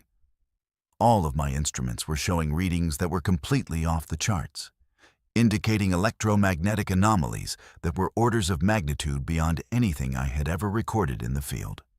My magnetometer, which normally shows steady readings that reflect the Earth's natural magnetic field, was fluctuating wildly between extreme positive and negative values.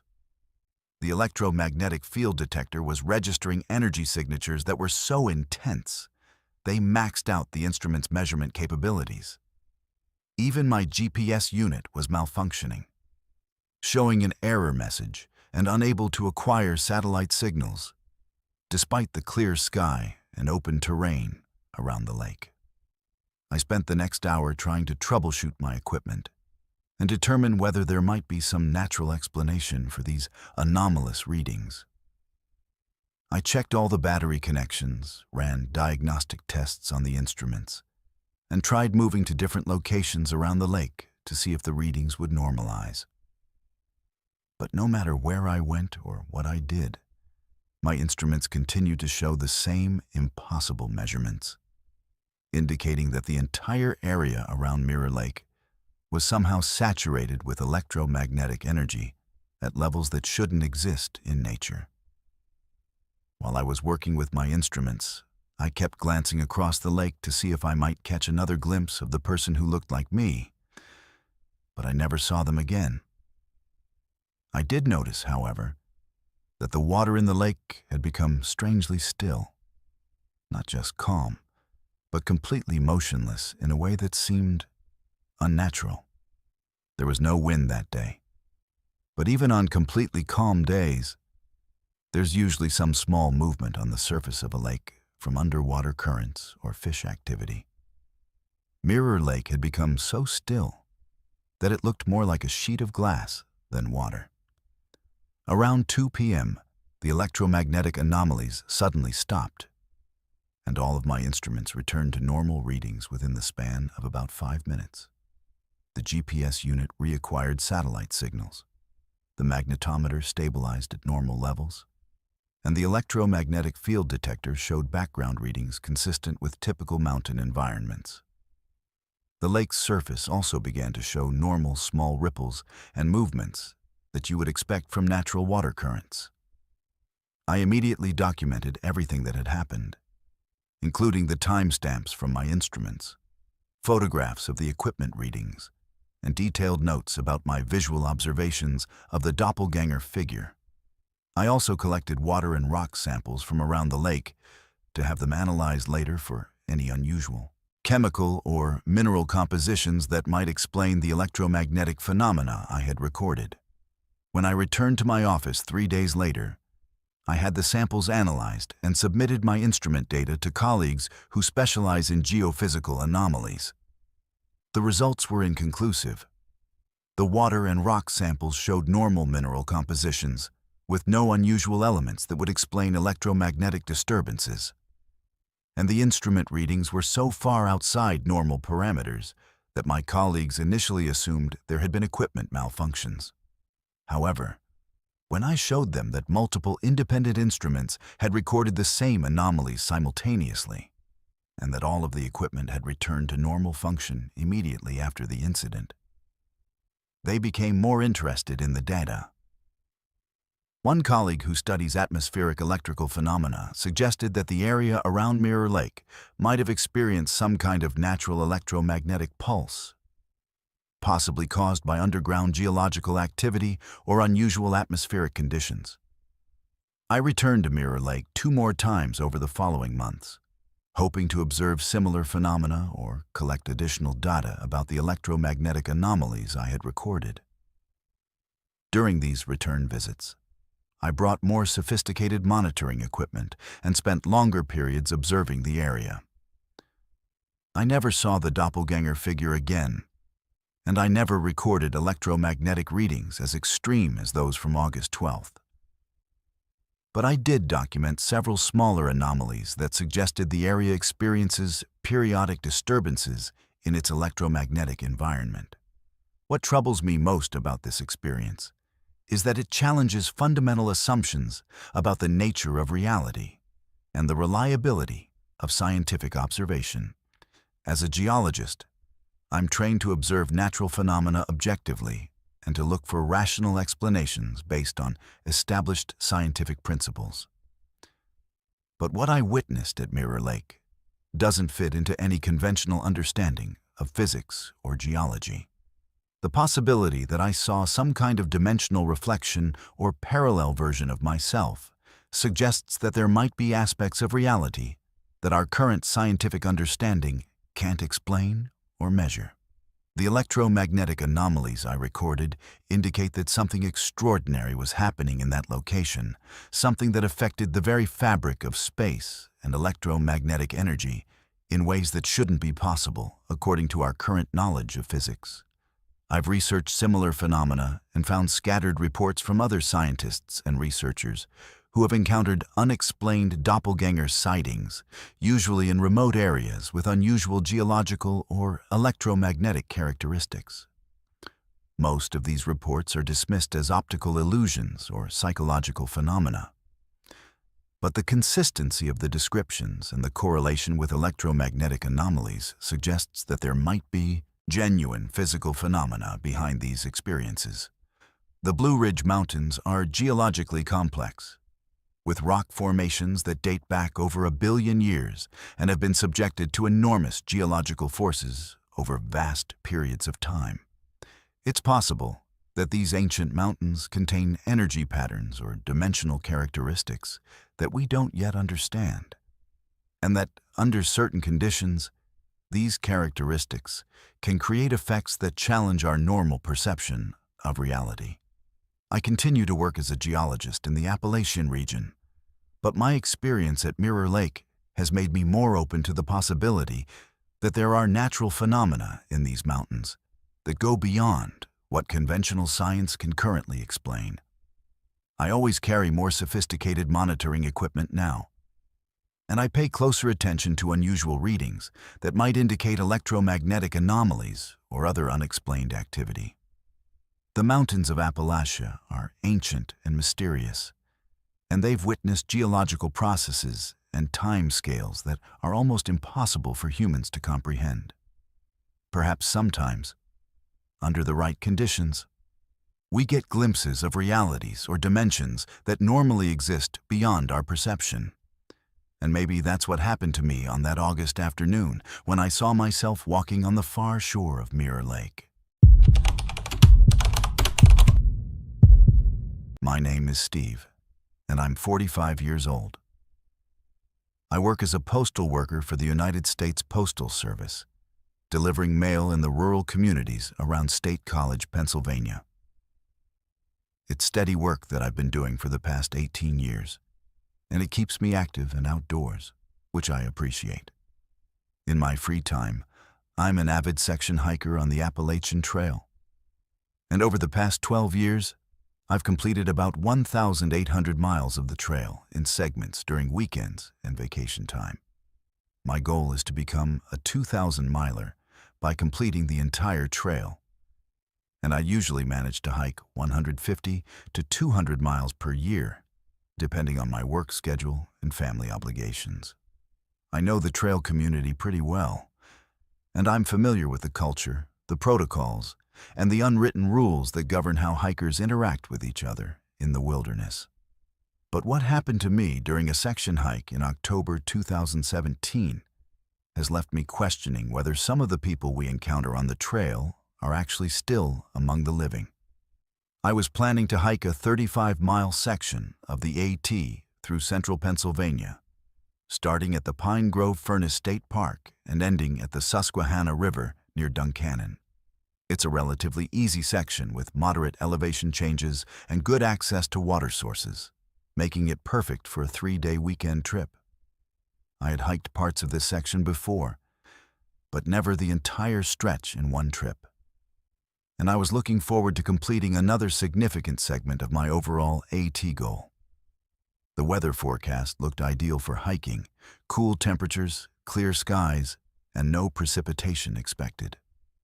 I started my hike on Friday morning, October 13th, carrying a 3-day pack with all the gear I needed for camping and cooking along the trail. The first day's hiking was uneventful and enjoyable, covering about 12 miles through mixed forests that were showing beautiful fall colors. I encountered a few other hikers during the day, mostly day hikers and weekend backpackers like myself, but nothing unusual or memorable about any of those interactions. That evening, I set up camp at a designated camping area near Boiling Springs, where there's a reliable water source and established fire rings for cooking. Around 7:30 p.m., as I was finishing dinner and getting ready to hang my food bag for the night, another hiker emerged from the southbound direction and asked if he could share the camping area. This is completely normal on the AT. Camping areas are meant to be shared, and it's considered good trail etiquette to welcome other hikers, especially if they're hiking alone like I was. The hiker introduced himself as Bill and said he was section hiking northbound, planning to reach Harrisburg in a few more days. Bill appeared to be in his early 60s, with gray hair and a full beard, and he was carrying what looked like well-used but high-quality hiking gear. His backpack was an older model that you don't see much anymore, but it was, obviously, well-maintained and properly fitted. He was wearing wool clothing and leather boots, which struck me as a bit old-fashioned compared to the synthetic materials and lightweight gear that most modern hikers prefer. But there are still some old-school hikers who swear by traditional materials and equipment. What I found most interesting about Bill was his knowledge of AT history and trail culture. As we sat around the campfire that evening, he told stories about hiking the trail that went back to the 1970s and 1980s, long before I'd ever heard of the Appalachian Trail. He knew details about trail relocations, old shelters that had been torn down decades ago, and changes in trail management that had occurred over the years. He also knew the trail names and stories of legendary hikers from the early days of AT hiking, people who had become famous in the hiking community for their accomplishments or their colorful personalities. Bill's stories were fascinating, and I found myself staying up much later than I usually do when I'm hiking alone. He had an easy, friendly manner of speaking, and his knowledge of trail history made him an entertaining companion for the evening. He told me about hiking the trail before GPS was available, when navigation was done entirely with maps and compass, and about the days when trail shelters were much more primitive and water sources were less reliable than they are now. One story that particularly impressed me was his detailed account of hiking through this same section of Pennsylvania in 1989, when Hurricane Hugo had caused massive tree damage along the trail. He described specific locations where fallen trees had blocked the trail for months, and detours that had been set up to bypass damaged areas. His descriptions were so detailed and accurate that I could visualize exactly what he was talking about, even though the hurricane damage had been cleared up decades before I started hiking this section. Around 10:30 p.m., we both decided it was time to get some sleep, since we were both planning to start hiking early the next morning.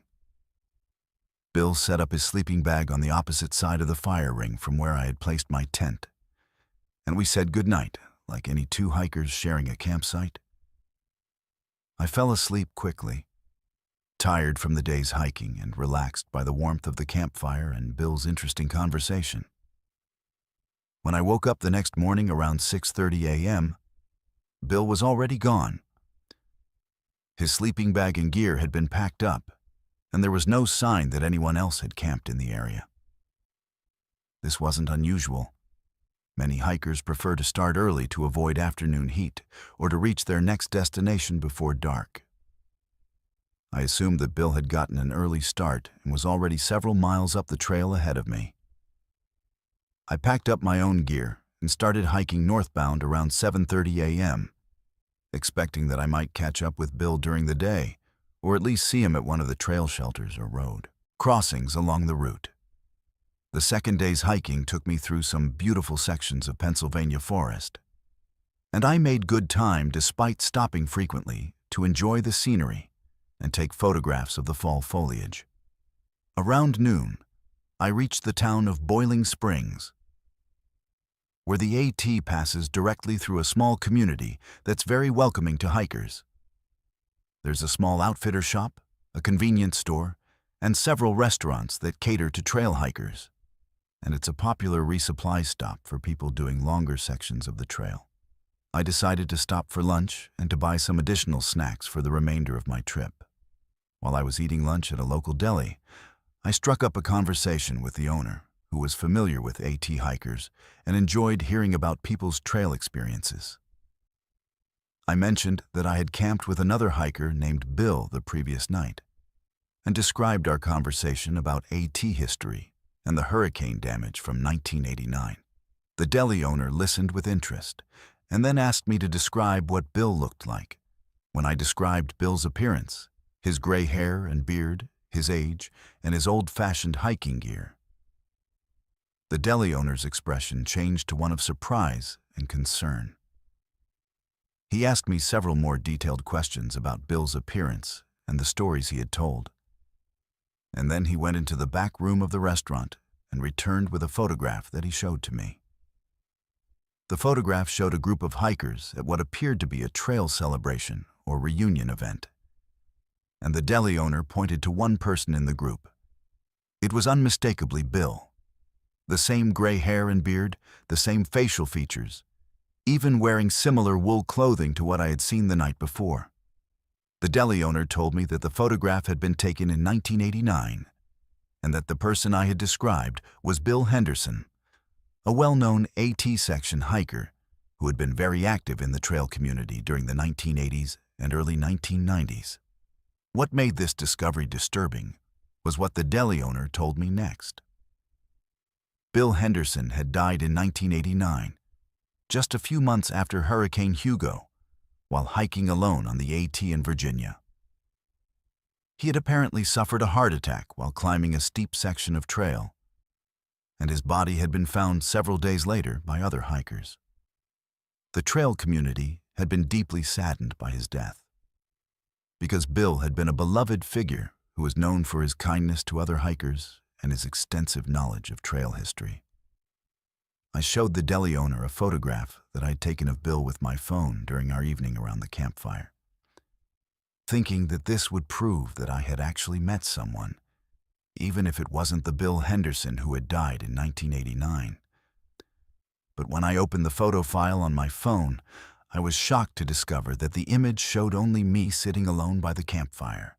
Bill was completely absent from the photograph, even though I clearly remembered him being there when I took the picture.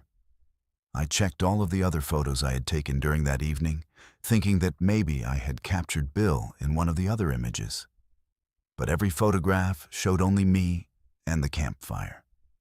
There was no evidence in any of the images that anyone else had been present at the campsite, despite my clear memories of spending hours in conversation with Bill and seeing him set up his sleeping area across the fire ring from my tent. The deli owner could see that I was shaken by this revelation, and he told me that I wasn't the first person over the years to report encountering Bill Henderson on the trail. He said that several other hikers had described meeting an older man named Bill, who told detailed stories about AT history and who matched Henderson's physical description exactly. In each case, the witnesses had been hiking alone, and in each case, photographic evidence had later shown that they had actually been alone during the encounters they remembered. I spent the rest of that day hiking in a state of confusion and unease, trying to process what I had learned and wondering whether I was losing my mind or had somehow experienced something genuinely supernatural. The conversation with Bill had felt completely real and normal. He had seemed like flesh and blood, had eaten food from his own pack, and had interacted with me in ways that seemed impossible, if he was some kind of ghost or hallucination. When I reached the next trail shelter that evening, I met two other section hikers who were planning to stay there for the night. I decided to tell them about my encounter with Bill and see if they had heard similar stories from other hikers. To my surprise, one of them immediately knew what I was talking about. He said that stories about encounters with Bill Henderson were well known in the AT hiking community, and that there was even an informal name for the phenomenon: Bill sightings. According to this hiker, Bill Henderson had been such a dedicated and passionate trail hiker during his life that many people believed his spirit continued to hike sections of the AT after his death, particularly helping solo hikers who might be feeling lonely or uncertain about their journey. The encounters always followed a similar pattern. Bill would appear to hikers who were camping alone, would spend the evening sharing stories and trail wisdom, and would disappear by morning without leaving any physical evidence of his presence. I completed my planned section hike the next day, but the encounter with Bill Henderson had changed the entire character of the trip. Instead of feeling accomplished about completing another segment of the AT, I felt unsettled and confused about the nature of reality and the possibility of supernatural experiences. I had always been skeptical about ghost stories and paranormal claims, but there was no rational way to explain what I had experienced. Over the following months, I did extensive research about Bill Henderson and discovered that many of the historical details he had shared with me during our evening together were accurate and verifiable. His descriptions of hurricane damage, trail relocations, and changes in trail management all corresponded to documented events from the 1980s. The stories he told about other hikers and trail personalities were also accurate according to people who had known Bill during his lifetime. What was most remarkable was that some of the information Bill had shared with me wasn't readily available in books or online resources about AT history. The details about specific trail conditions during the 1989 hurricane and his knowledge of temporary detours and shelter conditions from that era suggested access to information that would only be known to someone who had actually experienced those events firsthand. I've continued section hiking on the AT since my encounter with Bill Henderson, and I've completed over 200 additional miles toward my goal of becoming a 2,000-miler. I've never had another encounter with Bill, but I've met several other hikers who have reported similar experiences with him over the years. The consistency of these reports, combined with the verifiable accuracy of the historical information that Bill shares, has convinced me that there are aspects of the trail experience that go beyond what we can explain with conventional understanding. The Appalachian Trail passes through some of the oldest mountains in North America, and it's been walked by thousands of people over the past century who have developed deep emotional connections to the trail and the wilderness it traverses. Perhaps some of those connections are strong enough to persist beyond death, allowing dedicated hikers like Bill Henderson to continue sharing their love of the trail with others who are following in their footsteps. My encounter with Bill has made me more open to the possibility that the mountains and forests of Appalachia contain spiritual energy and presences that we don't fully understand. The trail itself has become sacred to many people who have hiked it, and maybe that sacredness creates space for experiences that transcend the normal boundaries between life and death. I may never fully understand what happened during that October night in 2017. But I'm grateful for the time I spent with Bill Henderson, whether he was a ghost, a spirit, or something else entirely beyond my comprehension. My name is Ashley, and I'm 22 years old. I'm a junior at Eastern Kentucky University, majoring in environmental science with a focus on Appalachian ecology. I grew up in Lexington, but I've always been drawn to the mountains and wilderness areas of Eastern Kentucky. And my studies have given me plenty of opportunities to spend time in some of the most remote and beautiful parts of the Cumberland Gap region. I'm comfortable camping and hiking in backcountry areas. And I've done dozens of research trips and recreational camping excursions throughout the Daniel Boone National Forest and the surrounding mountains. I consider myself a rational, scientifically minded person who approaches unusual phenomena with healthy skepticism and a desire to find logical explanations. But what happened to me and my friends during a camping trip in May 2019 has left me questioning whether there are forces operating in these mountains that go far beyond anything science can currently explain. I was planning a 3-day camping trip with 5 of my college friends to celebrate the end of our spring semester. We had all been stressed about final exams and term papers, and we wanted to get away from campus and spend some time in nature before summer break began. I suggested we camp in an area of the Cumberland Gap that I'd visited several times for class field trips, a remote section of the Daniel Boone National Forest that locals call Devil's Den because of the deep ravines and cave systems that make the terrain particularly challenging and mysterious. The area we chose is about 15 miles from the nearest paved road, accessible only by a rough forest service trail that requires high clearance vehicles and takes about an hour to navigate even under good conditions.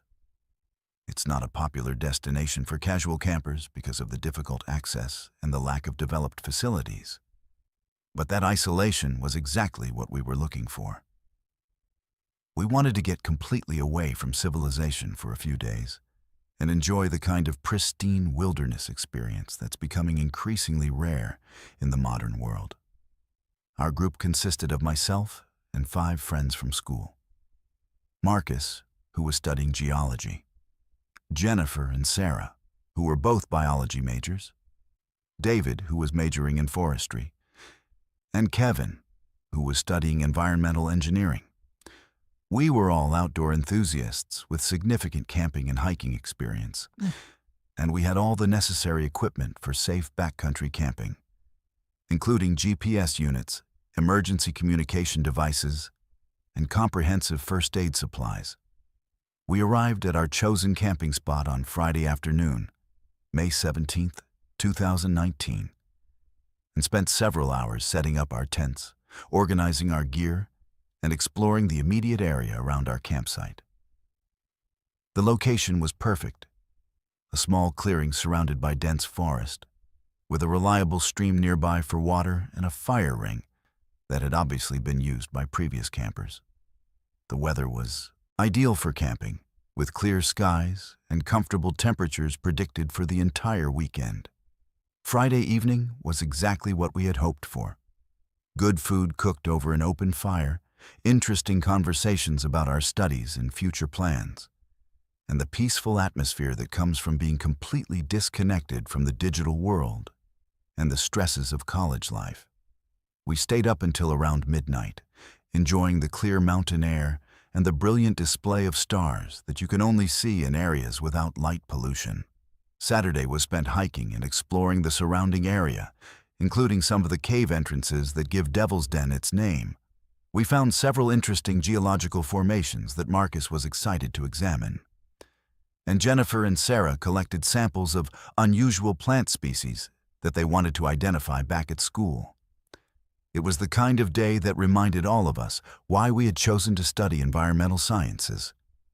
There's nothing quite like experiencing wilderness areas firsthand to reinforce your commitment to protecting and understanding natural ecosystems.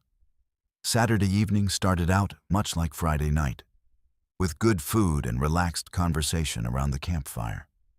But around 10:30 p.m., David noticed something unusual in the sky above the mountains to the east of our campsite. At first, it looked like a bright star or planet. But as we watched, it became clear that the light was moving in ways that weren't consistent with any astronomical phenomena we were familiar with. The light appeared to be circular and was emitting a steady, white illumination that was much brighter than any aircraft navigation lights we had ever seen. It was moving slowly across the sky, but not in a straight line like an airplane or satellite. Instead, it was following a zigzag pattern, making sharp turns that would be impossible for any conventional aircraft. The movements were too precise and controlled to be explained as atmospheric phenomena like ball lightning or meteorological anomalies. As we watched, more lights appeared in the same area of the sky. Within about 10 minutes, we could count at least 7 separate light sources, all exhibiting the same unusual movement patterns and brightness characteristics. The lights seemed to be communicating with each other somehow. Because their movements became coordinated, they would form geometric patterns, move in synchronized formations, and respond to each other's movements in ways that suggested intelligent control. Marcus immediately grabbed his camera and started taking photographs of the lights, while Jennifer began timing their movements and recording detailed observations in her field notebook. David tried to use his GPS unit to determine the exact direction and elevation of the lights. But he discovered that his GPS was malfunctioning, showing error messages and unable to acquire satellite signals despite the clear sky conditions. The lights continued their unusual behavior for about 20 minutes, during which time all of us became increasingly excited and amazed by what we were witnessing. We had all taken astronomy courses as part of our science curriculum, and none of us could identify any natural or conventional explanation for what we were seeing. The lights were too bright, too coordinated, and too maneuverable to be aircraft, satellites, or any known atmospheric phenomena. Around 11 p.m., the lights began to move closer to our location, descending from their original high-altitude position and approaching the mountainous area where we were camped. As they got closer, we could see that they were much larger than we had initially estimated. Each light appeared to be roughly the size of a car or small building.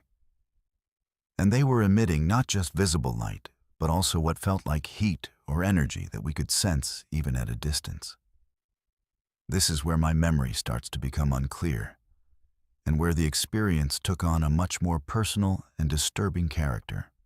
I remember feeling an overwhelming compulsion to walk away from our campsite and move toward the area where the lights were descending. It wasn't a conscious decision.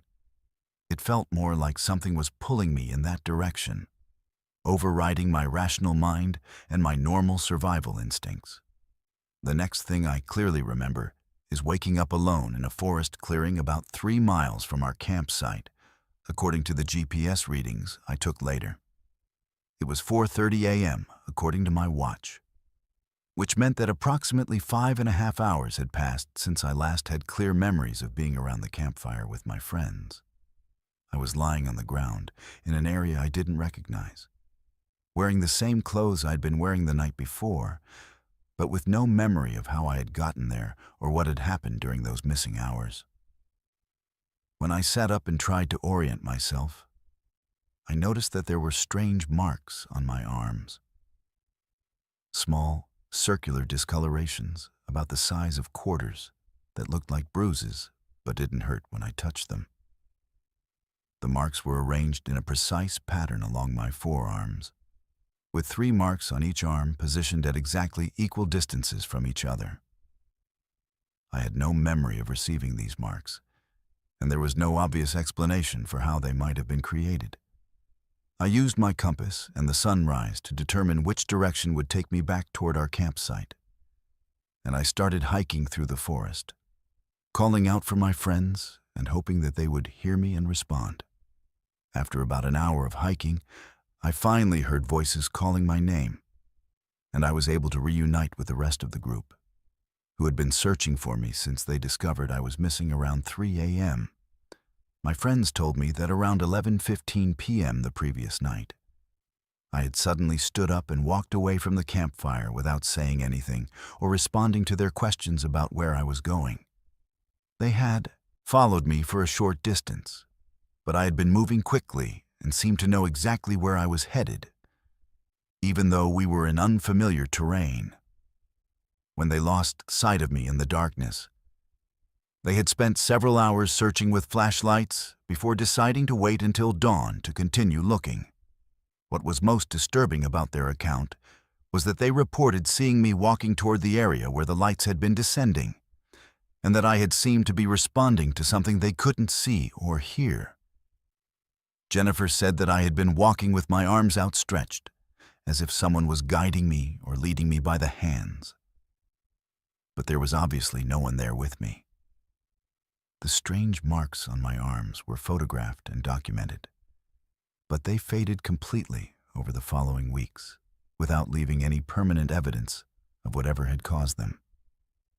My friends also discovered that all of our electronic equipment, cameras, GPS units, cell phones, and flashlights, had been completely drained of battery power during the night, even though they had been fully charged when we went to sleep. Marcus's cameras showed no images of the lights we had photographed, despite his clear memories of taking dozens of pictures during the sighting. When we returned to campus the following week, I underwent medical examinations to determine if there might be any physical evidence of what had happened to me during those missing hours. Blood tests, neurological examinations, and psychological evaluations all came back normal, with no indication of drug use, head trauma, or mental health issues that might explain the memory loss or the strange marks on my arms. The experience has had a profound impact on my academic studies and my understanding of the natural world.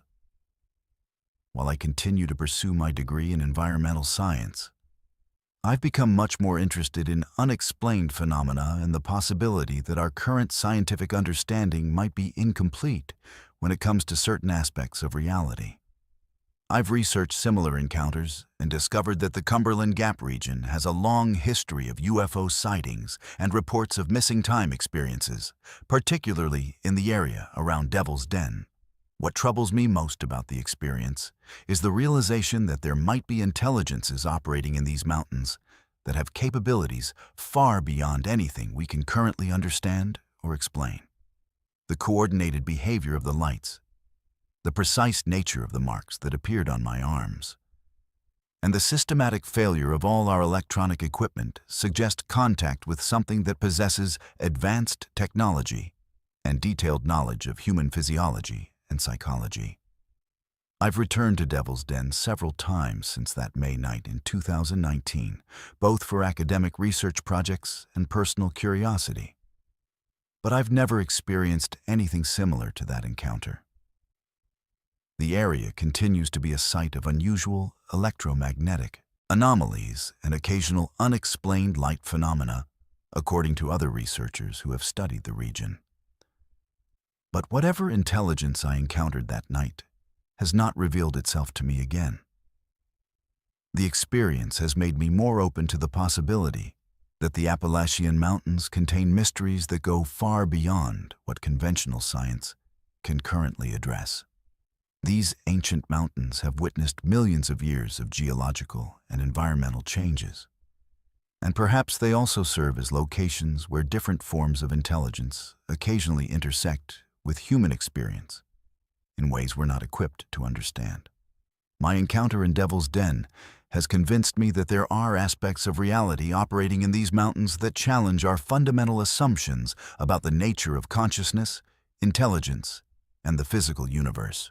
Whether what I experienced was contact with extraterrestrial visitors, interdimensional beings, or some other form of advanced intelligence, it has forever changed my perspective on the mysteries that might be hidden in the remote wilderness areas of Appalachia. My name is Robert Clearwater, and I'm 38 years old. I'm a member of the Eastern Band of Cherokee Indians, and I live on the Qualla boundary in western North Carolina. I work as a cultural educator at the Museum of the Cherokee Indian, where I teach visitors about our traditional ways of life, our history in these mountains, and the spiritual beliefs that have guided our people for thousands of years. I also serve as a hunting guide during deer and turkey seasons, helping both Cherokee hunters and respectful non-native visitors understand the traditional practices and protocols that govern hunting in our ancestral lands. I've spent my entire life in these mountains, and I learned about their dangers and mysteries from my grandmother, who was a keeper of our old stories and traditional knowledge. But what I encountered during the winter of 2020 was something that even my grandmother's teachings had only prepared me for in theory. And it left me convinced that there are ancient hungers still prowling these mountains that pose threats far beyond what most people can imagine. I was checking some of our traditional hunting grounds in the Nantahala National Forest on February 8, 2020, during one of the coldest winters we'd experienced in years. These hunting areas have been used by Cherokee hunters for generations, and part of my responsibility as a cultural educator is to monitor them for changes that might affect their suitability for traditional hunting practices or their spiritual significance to our community. The particular area I was visiting that day is located about 8 miles south of Cherokee, in a remote section of the forest that's difficult to access during winter months because of snow and ice on the Forest Service roads.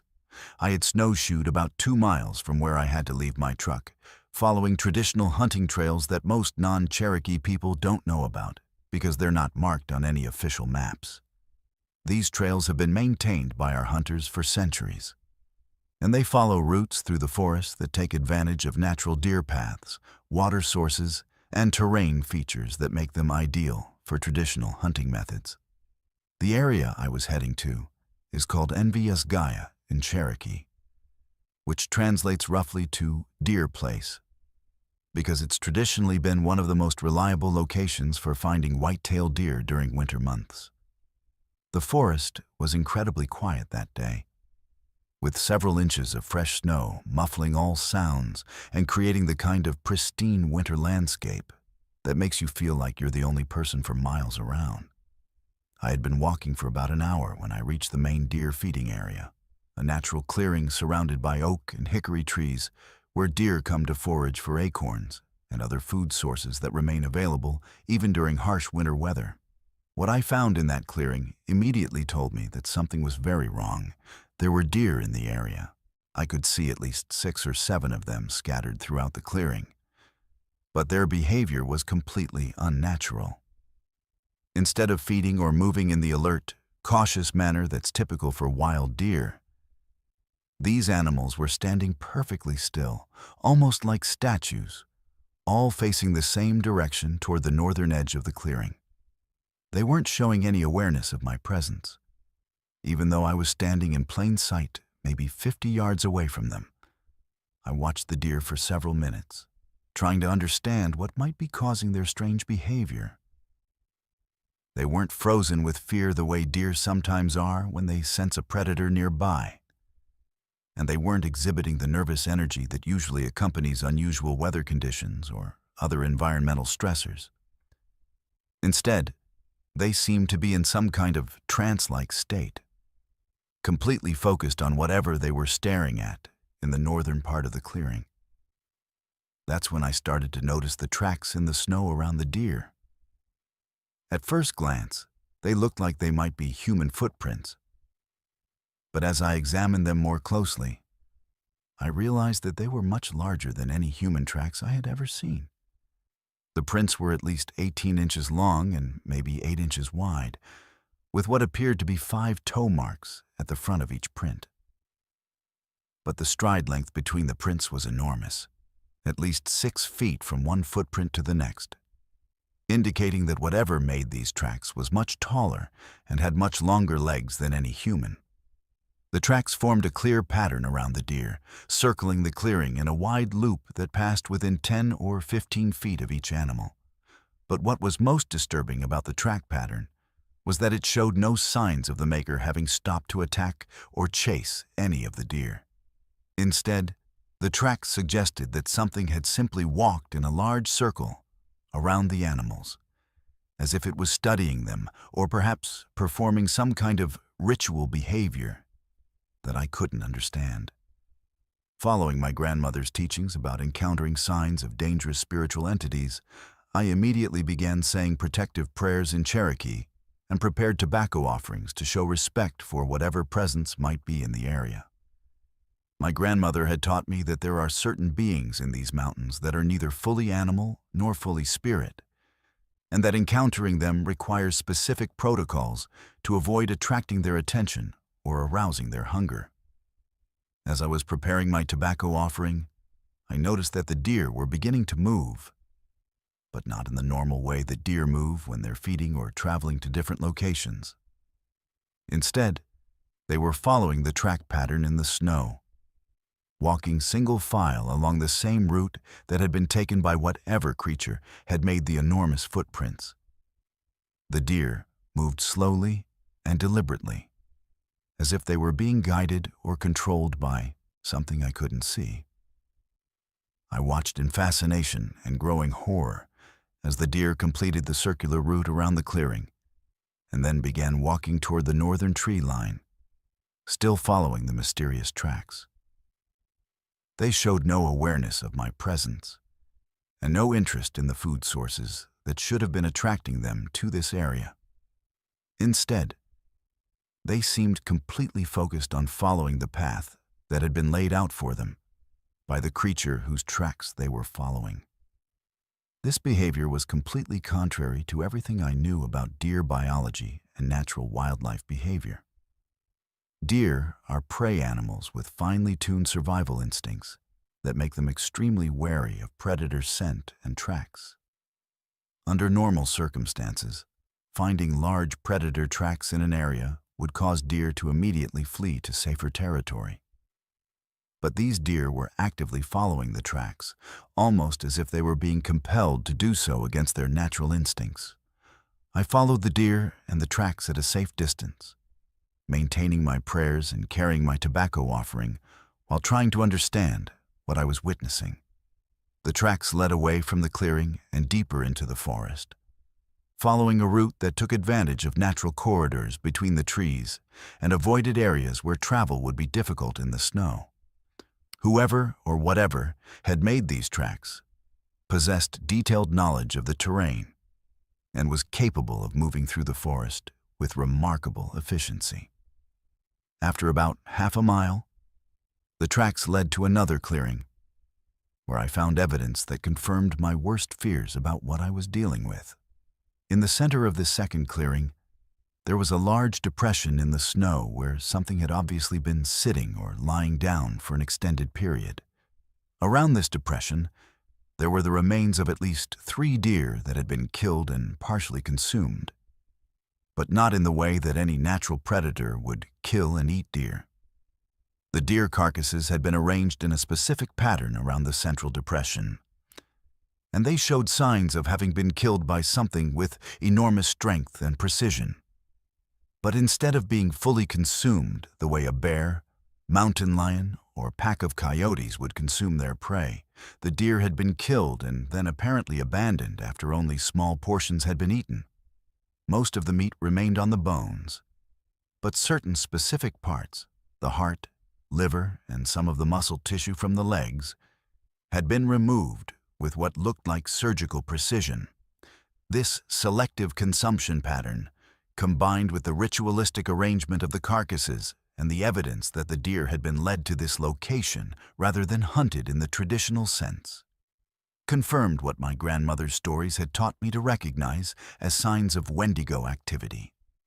According to our traditional knowledge, Wendigos are cannibalistic entities that were once human, but have been transformed by their hunger into something that exists between the physical and spiritual worlds. They possess supernatural strength and the ability to influence the behavior of animals and sometimes humans, leading their victims to places where they can be consumed. My grandmother had taught me that Wendigos are particularly active during harsh winters, when natural food sources are scarce and the boundary between the physical and spiritual worlds becomes thinner. She had also warned me that Wendigos are attracted to areas where there has been violence, starvation, or other forms of extreme suffering, and that they can sense people who are emotionally vulnerable or spiritually unprotected. I immediately began the cleansing ritual that my grandmother had taught me for protection against Wendigo encounters, burning tobacco and sage, while reciting specific prayers and songs that are designed to create spiritual barriers against malevolent entities. I also marked myself with sacred symbols using clay that I carried in my medicine bag, and I placed protective offerings at the 4 cardinal directions around my position. As I was completing these rituals, I became aware that I was being watched from the forest surrounding the clearing. I couldn't see anything specific, but I had the unmistakable sensation that something large and intelligent was observing me from the shadows between the trees. The feeling was accompanied by an overwhelming sense of hunger and malevolence that seemed to emanate from whatever was watching me. A spiritual pressure that made it difficult to breathe and concentrate on my prayers. The sensation of being watched continued for what felt like hours, but was probably only 15 or 20 minutes. During that time, I maintained my prayers and offerings while slowly backing away from the clearing, following my grandmother's instructions never to turn my back on a Wendigo or to run in a way that might trigger its hunting instincts. The presence seemed to follow me as I retreated, staying just at the edge of my perception, but never revealing itself completely. When I finally reached my truck and was able to drive away from the area, I immediately went to visit my grandmother to report what I had encountered and to seek her guidance about what actions I should take. She listened to my account with great seriousness and then told me that I had been very fortunate to encounter the Wendigo without attracting its direct attention or arousing its hunger for human flesh.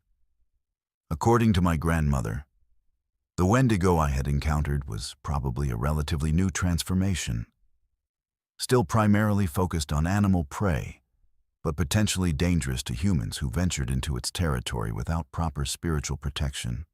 She instructed me to perform additional cleansing ceremonies for several days and to avoid returning to that area of the forest until after the winter season had ended and the Wendigo had either moved to different hunting grounds or been dealt with by other means.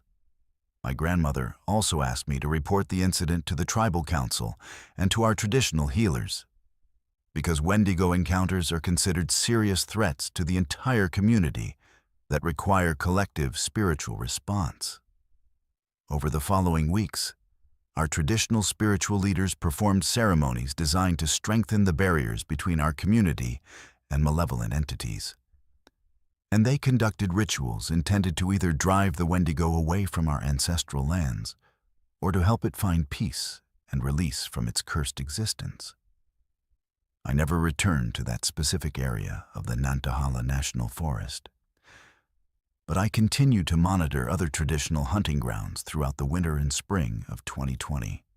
I never found evidence of similar Wendigo activity in other locations, suggesting that the entity I had encountered was either localized to that particular area or had moved on to different hunting territories after our spiritual interventions. The experience reinforced my understanding of the importance of traditional knowledge and spiritual practices in dealing with the dangers that still exist in these ancient mountains. The Appalachian Mountains have been home to human communities for thousands of years, and they've witnessed every form of human experience, including the kind of extreme suffering and spiritual corruption that can give rise to entities like Wendigos. My encounter with the Wendigo also reminded me that there are aspects of these mountains that go far beyond what modern science and conventional understanding can explain or address. The traditional knowledge that has been passed down through generations of Cherokee people includes practical guidance for dealing with spiritual dangers that most people in the modern world don't even believe exist.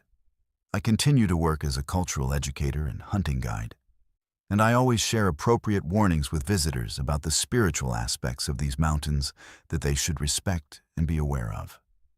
The Wendigo I encountered in 2020 was a reminder that the old dangers are still present in these mountains, and that respecting traditional knowledge and spiritual practices isn't just about cultural preservation.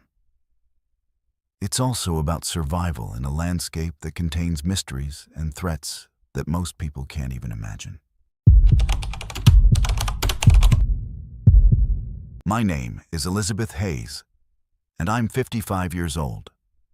I work as a professional historian, specializing in Civil War research and historical site preservation throughout the Mid-Atlantic region. I have a PhD in American history from George Washington University. And I've spent the past 25 years researching and documenting historical sites, particularly those related to Civil War battles, troop movements, and civilian experiences during that tumultuous period in our nation's history. My work has taken me to hundreds of historical locations throughout Virginia, Maryland, Pennsylvania, and West Virginia. And I'm comfortable working alone in remote areas where historical events occurred, but where modern development has been minimal. I approach my research with rigorous academic standards and a healthy skepticism toward unverified claims or sensationalized accounts. But what happened to me during a research trip to Harpers Ferry, West Virginia, on September 22, 2021, has challenged my understanding of the relationship between past and present in ways that no amount of academic training could have prepared me for. I was conducting research for a book about civilian experiences during John Brown's raid on Harpers Ferry in 1859, and the subsequent Civil War battles that occurred in and around the town throughout the 1860s. Harpers Ferry is one of the most historically significant locations in American history. Situated at the confluence of the Potomac and Shenandoah rivers and serving as a crucial transportation hub during the 19th century, the town witnessed repeated military occupations, battles, and civilian evacuations during the Civil War. And it contains numerous sites where tragic and dramatic events unfolded that shaped the course of American history. My specific research that day was focused on the Baltimore and Ohio Railroad Station and the role that railroad transportation played in the military strategies of both Union and Confederate forces during their various occupations of Harpers Ferry. The railroad was absolutely critical to the town's strategic importance, and control of the rail lines often determined which army could maintain their hold on the area. I was particularly interested in documenting civilian accounts of how railroad operations were affected during military occupations and battles. I had spent most of the morning in the archives at Harpers Ferry National Historical Park, reviewing primary source documents, letters, and newspaper accounts from the Civil War period. Around 2 p.m., I decided to visit the actual site of the old Baltimore and Ohio Railroad Station to take photographs and make notes about the physical layout of the area as it relates to the historical accounts I had been studying. The original station building no longer exists, but the railroad right-of-way and some of the stone foundations are still visible and provide important context for understanding how the railroad operations would have appeared during the 1860s. The day was overcast and cool, typical for late September in the Shenandoah Valley, with intermittent light rain that made the fallen leaves slippery and gave the entire area a misty, atmospheric quality that enhanced the sense of being in a place where significant historical events had occurred. I was alone at the site, which wasn't unusual since the old railroad area isn't part of the main tourist attractions that most visitors to Harpers Ferry come to see.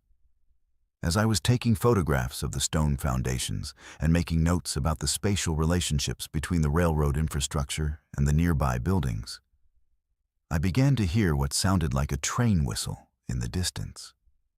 At first, I assumed it was coming from one of the tourist trains that occasionally run on restored railroad lines in the region, though I wasn't aware of any active rail operations in the immediate Harpers Ferry area. The whistle sound grew louder and seemed to be approaching from the direction where the original Baltimore and Ohio line would have entered Harpers Ferry from the northeast. As the sound got closer, I began to hear what sounded like the rhythmic clacking of train wheels on railroad tracks, accompanied by the distinctive steam engine sounds that you associate with 19th-century locomotives rather than modern trains. I looked up from my note-taking and was startled to see what appeared to be a steam locomotive approaching along the old railroad right-of-way. The locomotive was clearly from the Civil War era. A small, wood-burning engine with a distinctive funnel-shaped smokestack, and the kind of elaborate decorative metalwork that characterized mid-19th century railroad equipment. Behind the locomotive was a single passenger car and what looked like a freight car, both painted in dark colors and showing the wear and weathering that you would expect from equipment that had been in regular use during wartime conditions. As the train approached the area where I was standing, I could see that there were people aboard. Both passengers visible through the windows of the passenger car and crew members working around the locomotive. The engineer was leaning out of the locomotive cab, and there was a conductor or station master standing on the platform of the passenger car, wearing the kind of uniform that railroad employees would have worn during the 1860s. What struck me most about this scene was how absolutely normal and routine it appeared. The train was moving at a moderate speed, as if it was approaching a station where it planned to stop, and the crew members were going about their duties in the matter-of-fact way that railroad workers would during any ordinary day of operations. There was nothing supernatural or ghostly about the appearance of the train or the people aboard it. It looked exactly like what you would expect to see if you had somehow been transported back to Harper's Ferry during the Civil War period. As the train drew closer to where I was standing, the conductor on the passenger car platform began waving at me and calling out in a voice that I could hear clearly despite the sound of the locomotive. He was shouting something that sounded like, "Get back from the tracks! Train coming through!" in the kind of urgent, authoritative tone that railroad employees use when they're concerned about passenger safety. I immediately stepped further away from the old railroad right-of-way, even though there were no actual tracks there and the train I was seeing couldn't possibly have been physically present. But the conductor's warning seemed so real and urgent that I responded automatically, the way you would to any legitimate safety warning from a railroad employee. As the locomotive passed the point where I was standing, the engineer leaned further out of his cab and tipped his cap to me in the polite gesture that was common among railroad workers in the 19th century when, acknowledging bystanders, I could see his face clearly, a middle-aged man with a full beard and the kind of weathered complexion that comes from years of outdoor work. He was wearing a blue work shirt and a striped railroad cap, and he looked exactly like the photographs of Civil War-era railroad engineers that I had been studying in the archives that morning. The station master or conductor, who had warned me about the approaching train, was now standing directly across from where I was positioned, separated by maybe 20 feet of space where the railroad tracks would have been during the 1860s. He was a tall, thin man, wearing a dark uniform coat with brass buttons and a peaked cap that identified him as a senior railroad employee. He appeared to be in his 40s, with graying hair and the kind of formal bearing that was characteristic of railroad officials during that period.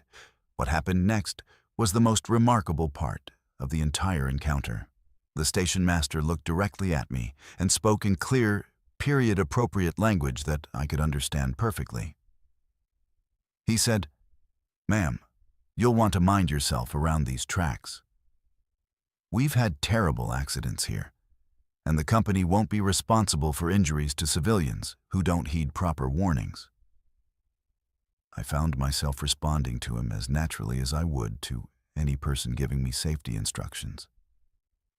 I said, "Thank you for the warning. I'll be careful."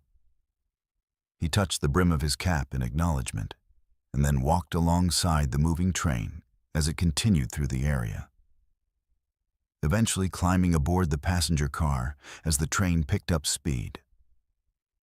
I watched the entire train disappear around a bend in the old railroad right-of-way, and I could hear the sound of the whistle and the locomotive for several more minutes as it moved away from Harper's Ferry in the direction of Martinsburg. The entire encounter lasted maybe 5 or 6 minutes from the time I first heard the whistle until the train was completely out of sight and hearing. As soon as the train was gone, I immediately began documenting everything I had observed, taking detailed notes about the appearance of the locomotive, the passenger car, the crew members, and especially the specific words that the station master had spoken to me. I also took photographs of the area where the train had appeared, though I knew that the images would show only the empty right-of-way and stone foundations that exist there today.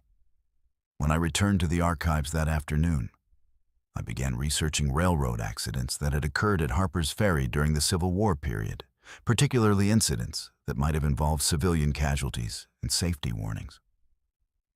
What I discovered was deeply unsettling and seemed to provide direct confirmation of the warning that the station master had given me. On October 17, 1862, there had been a catastrophic train derailment at the exact location where I had encountered the phantom locomotive. A Baltimore and Ohio passenger train carrying civilian refugees fleeing from Confederate forces had derailed due to sabotage of the railroad tracks, killing 14 people and injuring dozens of others. The accident report, which I found in the B&O Railroad archives, specifically mentioned that the station master had been trying to warn people away from the tracks because of Confederate sabotage activities in the area. The most remarkable discovery was a photograph I found in the railroad company records showing the crew of the B&O trains that were operating out of Harper's Ferry during October 1862. The station master in the photograph was unmistakably the same man who had spoken to me. The same tall, thin build, the same graying hair, and the same formal uniform with brass buttons. According to the railroad records, his name was Thomas Mitchell, and he had been killed in the October 17th derailment while trying to warn passengers and bystanders about the danger to the tracks. The historical record showed that Thomas Mitchell had died attempting to prevent civilian casualties from the sabotaged railroad tracks, and that his final actions had been focused on warning people to stay away from the area where the derailment occurred. The warning he had given me about minding myself around the tracks because of terrible accidents that had happened there was essentially identical to the warnings he had been giving to civilians on the day he died in 1862. I spent several more days at Harper's Ferry researching the October 1862 derailment and the people who had been involved in the incident. What I learned convinced me that I had somehow witnessed a replay or echo of events from that tragic day, and that Thomas Mitchell was still trying to protect people from the dangers that had cost him his life over 160 years ago. The experience has profoundly affected my approach to historical research and my understanding of how traumatic events can leave lasting impressions on the locations where they occurred. Harper's Ferry witnessed enormous amounts of violence, tragedy, and human suffering during the Civil War, and perhaps some of those experiences created spiritual imprints that occasionally manifest to people who are sensitive to historical resonance. I've continued my research on Civil War railroad operations, and I've returned to Harper's Ferry several times since my encounter with Thomas Mitchell. But I've never experienced anything similar. However, I've discovered that other historians and researchers have reported similar encounters with Civil War-era figures at various locations throughout the region, suggesting that there might be something about the intensity and tragedy of that historical period that creates lasting spiritual connections between past and present. My encounter with Thomas Mitchell has convinced me that historical research involves more than just studying documents and artifacts. It also requires openness to the possibility that the people who lived through these historical events may still have messages they want to share with us. The dedication and sacrifice that Thomas Mitchell showed in trying to protect civilians during his lifetime apparently continues even after his death, and I feel honored to have been chosen as a recipient of his warning and protection. Thank you for joining me on this terrifying journey through the most haunted mountains in America. These 11 stories from the Appalachian Mountains remind us that there are still mysteries in our world that science cannot explain and experiences that challenge our understanding of reality itself. If you enjoyed these disturbing true horror stories, make sure to like this video and subscribe to Verified Fears for more authentic supernatural encounters from real people who lived through them. Hit that notification bell so you never miss our latest uploads featuring the most chilling true stories from across America. Do you have your own unexplained encounter from the Appalachian Mountains or anywhere else? Share your story in the comments below. Your experience could be featured in a future episode. And if these stories have left you wanting more, check out our playlist of true horror stories from other haunted regions across the United States. Remember, the mountains are always watching, and some mysteries are better left undisturbed. Until next time, stay safe out there. Keep your eyes open for things that shouldn't exist but do.